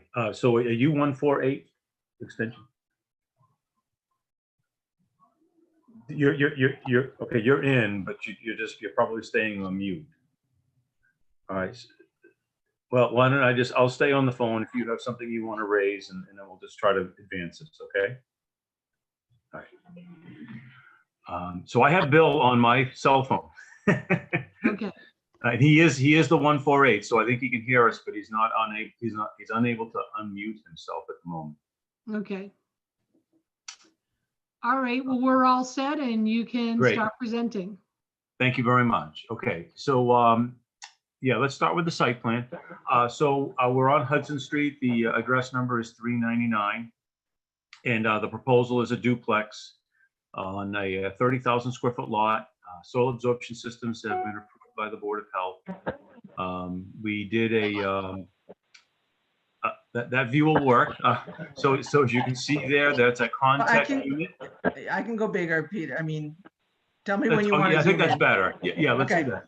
So off to the right is the plan. The lot is on the north side of the Hudson Street. And again, soil absorption systems for each of the units are approved. And this proposal, the way it's drawn, has the driveway across the front coming in as one larger area. You can see that we did suggest coming in with a single driveway and then circulating through. Kath had brought up an exhibit that Fred had come back with, and I'm open to that as well. The rotation's a little different than our site plan currently, the way Kath has it. But you can see the two lengths of the driveway coming in. It just feels better than being one larger opening at Hudson Street from our perspective. And then we'll have turnouts on either side for each garage. The stormwater management. So as I was saying, the entire site will be infiltrated. Roof water is collected, will be put into an infiltrator system. And then the driveway will also be collected. It will be treated, and then it will be infiltrated to the ground. So those details are there to the left side of the sheet. On the right side is a zoning recap for the project. And the site is allowed 4,500 square feet of impervious area to direct discharge. We're trying to infiltrate 100% of it. The small tails of each driveway that come out to Hudson Street would not be captured, but the proposal does infiltrate almost 100% of the stormwater for the site, even though more than half of it could direct discharge by your zoning bylaw. The architectural plan, did that one come in, Kath? Let me, yep, that's not you. I don't think that's you. No. No, it's not. That's not you. I have, And then there was a photo. The photo could work, the one that I sent this afternoon that was suggested that we provide. But do you have yeah, that? let me, keep talking. Let me find it. Okay. So architecturally, it's kind of a craftsman style duplex. It's got a great street appearance. That the residence is actually being constructed right now in Southborough at 28 Boston Road, and they put up 2 of those on the same property, and then they did 2 singles next to it. So it's basically 6 units on a property near St. Anne's Church. And the units are 3 bedrooms each. They have some appointments in them that I think are going to be attractive for at-home folks, which seems to be what everybody's looking for today in that marketplace. They have the ability to have an office, exercise room, that sort of thing. But it's a good looking plan, and we did provide a picture today as well to show you what that looks like built. Did you get to find it, Kath? There we go. Great. Okay. There are architectural plans that accompanied this and were part of your packets, no doubt. And I don't have those up on the screen, but everybody does have those, Peter. Okay, great. So you can see there's a 2-car garage entry. It has a nice feel to it. The layout of the units is quite nice inside as well. So I'd be happy to answer any specific questions, and I'll just check with Bill to make sure he doesn't have anything he wants to add while you come up with your questions. You're hearing me okay, right, Bill? Bill? Peter, I do hear you, Peter. Yeah, I'm good. Oh, okay, good. All right, so now you're in. So I'm going to hang up on the cell phone. Okay. All right, good. Do you want to add anything, Bill? No, I think you did a good job. Thank you. All right. So members, any questions? We are before the Zoning Board of Appeals and we're before the Planning Board in the coming weeks.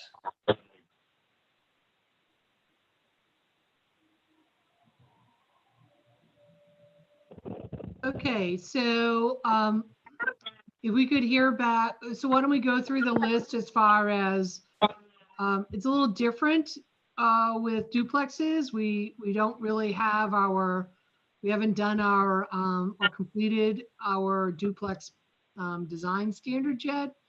But we can ask the questions with regards to how it's positioned on the site, the colors, the lighting, and landscaping. So why don't we just at least start with how the board feels about I mean, I think it's a very striking and it looks great. How the board feels about the look of the building.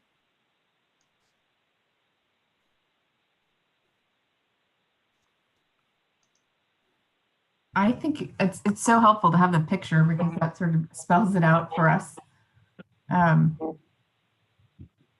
I I do think that architecturally it looks nice. I don't have, You want me to go back to that picture? sure. I'm just wondering, the garage doors look.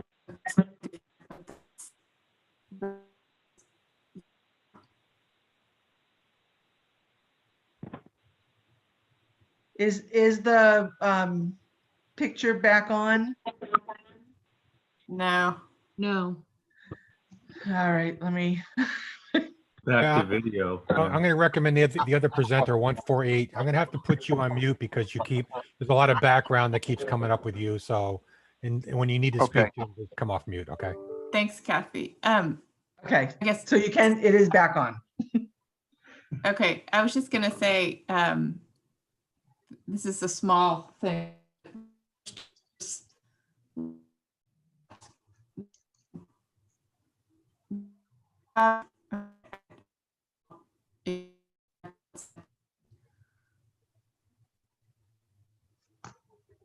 Diane, we've lost you again.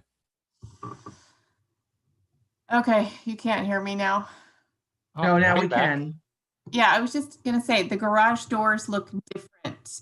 So is that something that is intentional, or are they gonna be, they're just different for, are there any reasons why they're different, or? I don't From know. the architectural, the carriage house doors, so, and I anticipate they'll be doing carriage house doors because that's in keeping of the craftsman style that we're trying to Okay. achieve here. Well, on the drawings we have, they don't look like that. Okay, I would anticipate something substantially similar to this. I mean, if you prefer the ones on the architectural to this, I don't think anyone's going to be that disappointed. I think that if you look closely, it ties in quite well with the front door windows. It has that same punch window Yeah. effect. I like the ones in the photo better. I don't love the way the windows are laid out on them, but that's okay. But you know, there's different styles. You know, I know there's some that are just like a single going straight across versus these doubles. Yeah, yeah. Yeah, so we could look at different garage door patterns. I'm sure the builder would be open to that. But overall, I think that, you know, the proportions and the material layout looks attractive. And I think, you know, if it's going to be substantially similar, I don't have much else to say, or I don't have any concerns. Thank you. And Lisa or Tom, do you have any feedback? Tom can't. Can you hear me all right? Barely. Oh my God, I'm like right on top of the computer. All right, I like it as well. I think it's a nice look, and I think that I agree with Diana. I'd almost like to see the doors. The garage doors seem to take away from the rest of the look being so white. I love the color of the door going into the condo itself. Maybe they could be a darker color as opposed to the white, but all in all, it's a nice looking building. Dave? I like it. I guess my only thing, I have a question with the windows. Was it the 6/6 there? Are those like Anderson within the glass, the 6/6, or is it external? Those are not true divided light. Those are your traditional storm window with the grids inside, in between the panes. Yeah, because I see it with the reflection. Mhm. Again, personal taste. I like it on the out, the actual, where it's not inside, so you actually see the texture. But again, personal flavor. But I think it looks great. Thank you. So I agree. I think it's a nice design and a nice look. Is there only one driveway going in, or is there one shared driveway? Yeah, this project here, this is a loop project, and there are 6 total units. The one for $399, we'd like to do a circular driveway, if you will, so there'd be 2 entry points. It just looks and it feels better. There'll be a nice grass island in the front of the building. So that gives us the opportunity to have some separation instead of just having a driveway going straight into the house. Right. So if Fred and I were kind of going back and forth with some things, but unfortunately for timing, I didn't get to communicate with him until today.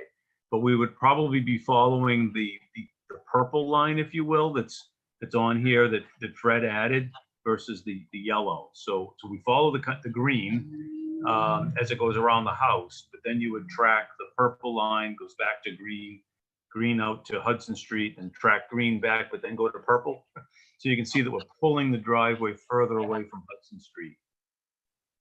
Right. But Peter, I think we need to clarify that, because I think Fred's, and if anybody can pull up the email that I sent you that came from Fred.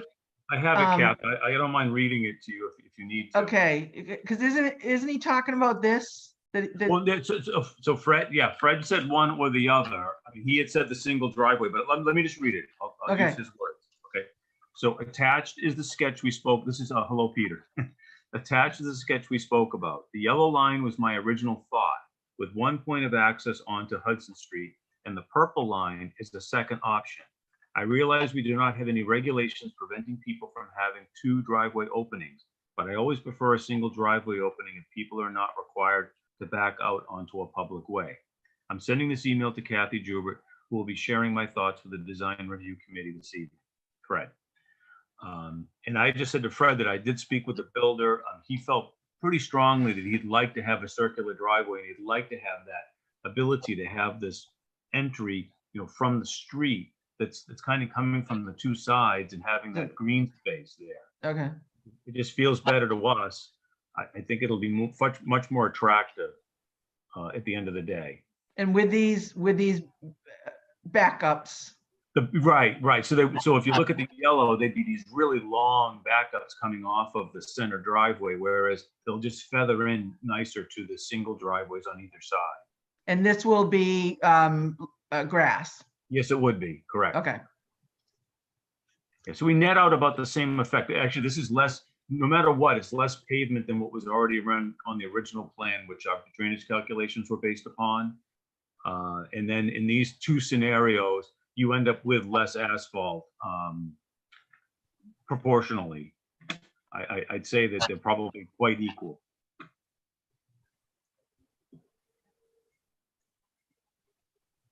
I have to think the purple line, the green to the purple line does look better.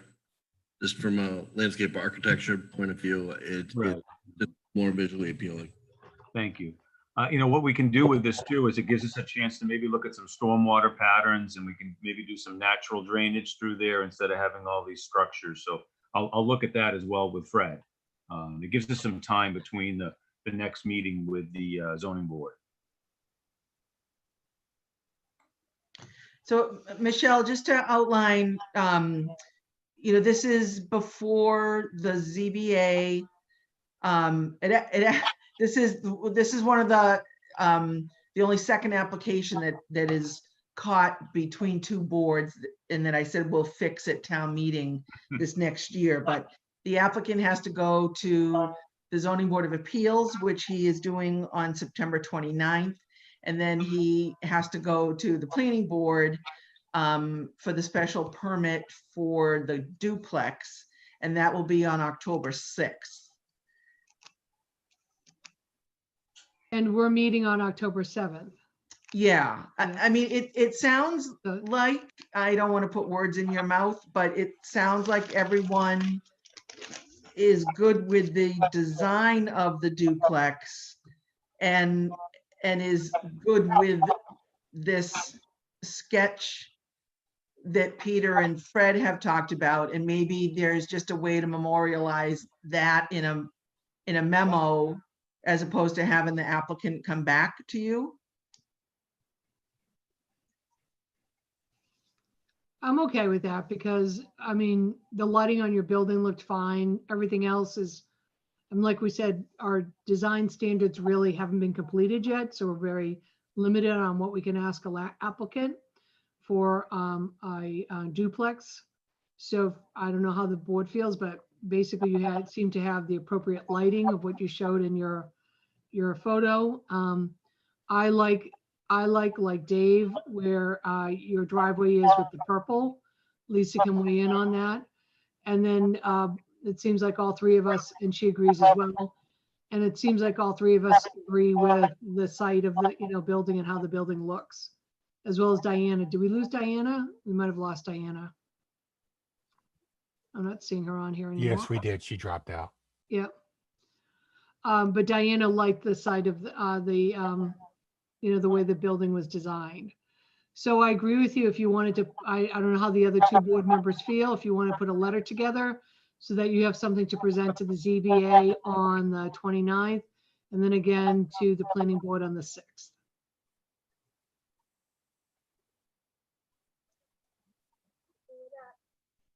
Or Lisa agrees, and then Dave agrees as well.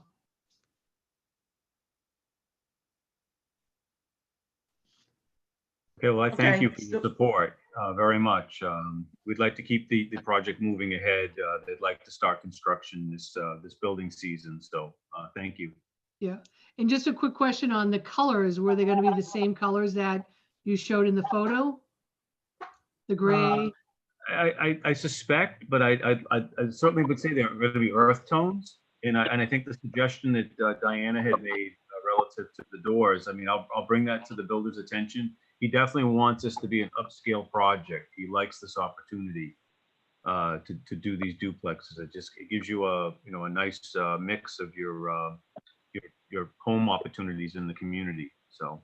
Okay, we just want to make sure we don't drive by and see a pink house there. I can assure you that this builder would not do a pink house. Okay, good. or a purple door, or Yeah, none of that. I know Mr. Federico was on at one point too, and he knows I'll have to be before him again. So I'll assure you, and he'll make sure that I follow that statement. So maybe Kathy, since he has not chosen the colors, there's some language in there you could put in there of how the engineer just said he was gonna choose some earth tone colors. Sure, the earth tones, yeah. Yeah, that's fine. That's fine. And I don't mind running it by CAF too. That's fine by me. Okay. And then we really don't have much to do as far as landscape on this project. So. Again, if I had known I had to do something detailed, I would have, but I'd say to you again that this builder will do a very nice job. And actually with the circular driveway, it gives a great opportunity to do something in that front pocket. I just think it just screams for some landscaping through there. So I can assure you, you'll drive by and be impressed with this project. Okay. Thank you. All right.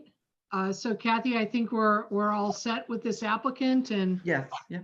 Good luck and congratulations. And you're now moving on to the ZBA and the planning board.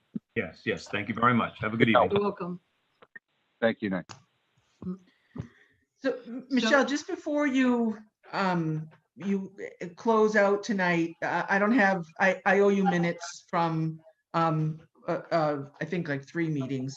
But I just wanted to we've talked about the duplex design guidelines tonight, and if it works with you, because we just have one applicant on the 7th, I'd like to see if Judy Barrett could have a draft to you. I know she has a draft, and I know photos have been the big hang up. I think we should add this photo, wherever that came from. Tom, I think, knows where that house is. But I'd like to see if I could get Judy, in to talk to you on the 7th. Because I think we've got 2 meetings scheduled, one to talk about the draft and then one to talk about the final. So, we know this project has been like in fits and starts, but she's committed to doing it this fall, to finishing it this fall. So does that work out all right? If that's okay, I have no idea what her schedule is. I did not check with her today. Can I, proceed to see if she's available on the 7th? I think it's a good idea. That'd be good. Yep. Do you think she has some time on her hands?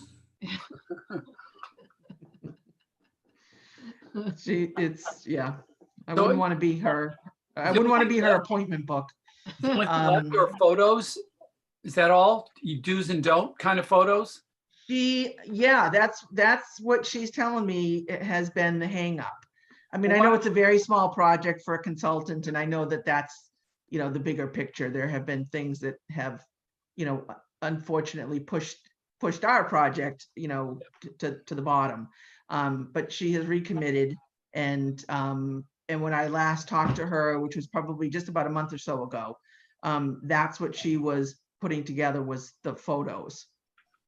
So if there's photos she's missing or she's looking for, like do's and don'ts, give it Send some them. guidance, and I can find a lot of don'ts. Sure, sure. Send them, Tom. We just can't use ones, examples from this town. Yeah. We just go online, Google it. Yeah, I know. She did say that would be that's one method to do it, but she has gone and taken some photographs, I know, in her area of Massachusetts, but I haven't seen the photos yet. Good. But I will check with her tomorrow and see if the 7th works, and then if not, I'll just send out an email and see if we can come up with it, if we have to come up with a separate meeting for Judy. Can I tell you one pet peeve I have about those garage doors off the record? The vinyl. Right. When you show a carriage door with hinges and handles, but it's an upward acting door, it's a lie. It's not swinging out. I think it looks. And it's not Craftsman style, believe me. The rest of the house isn't, yeah. It's. I was gonna actually ask for wooden doors, but I know like you can't ask for granite or this or that, so. Truth in building, right, Bob? Truth in building. You know what they say, art is anything you can get away with. Well, they say Kathy, you can tell an architect's involved when on they have the, weird windows. Go ahead, Michelle, I'm sorry. next we have our 2021 meeting schedule. And that's, Yeah, so I didn't know if you wanted to, because we're switching to a night, and the nights are, everyone meets at night. So what I thought maybe, we could lock in a once a month meeting, and in that way I can reserve the license and a host. And then if we don't need it, you wouldn't meet. I don't know how people feel about that. sounds good. So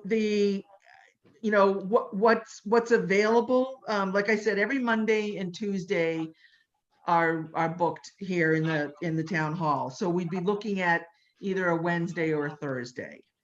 So I don't know if people, if you have a preference. Wednesday nights are probably gonna be my best nights, just with dealing with my son and. Yeah. Yeah, And then- I agree. Wednesday's good for me. And I think, Diana in general was saying, or at least that particular Wednesday was good. So how about, again, anyone care? I mean, I'll just speak selfishly for Michelle, Bob, and I. We've got planning board. We've got planning board on, the first week and the third week, and then ZBA on the fourth week. So if we looked at the second Wednesday of every month. Yeah, that's good. Okay. And Lisa, does Wednesdays are okay with you? Okay, thumbs up with Lisa. Okay. Good. All right. So I'll get us on the schedule for that. I know Bob has to go. I'll see you tomorrow. Bye, I'll Bob. see you Thank Friday, you. Bob. Thanks. Yeah. Bye, Bob. Yeah. Take care. All right, so I'll get back to everybody when I hear back from Judy, which should be tomorrow. And then I'll get us logged into, we'll meet on October 6th, but then I'll get us logged into the second Wednesday of the month. And then Okay. for the next, those 4 months of snow, I have my standard, if it snows, I'm toast. Yeah. No You excuse. can always zoom into the meeting from your snowmobile there. I'll put it right in the truck. That is no excuse. Now you can attend them because Right. you Yeah, can kids come have by no more Zoom snow from your days. truck. That's it. No more snow days. No more. We expect you at every meeting now. Okay. Hopefully we can figure out Diana's technical difficulties at the next meeting. I think we're all set and we can adjourn from tonight's meeting. Yep. Sounds All right. good. Well done. Good Thank night, you. everybody. Thanks, Ciao. Dave. Yeah. How do you log off? Okay, down in the lower right-hand corner.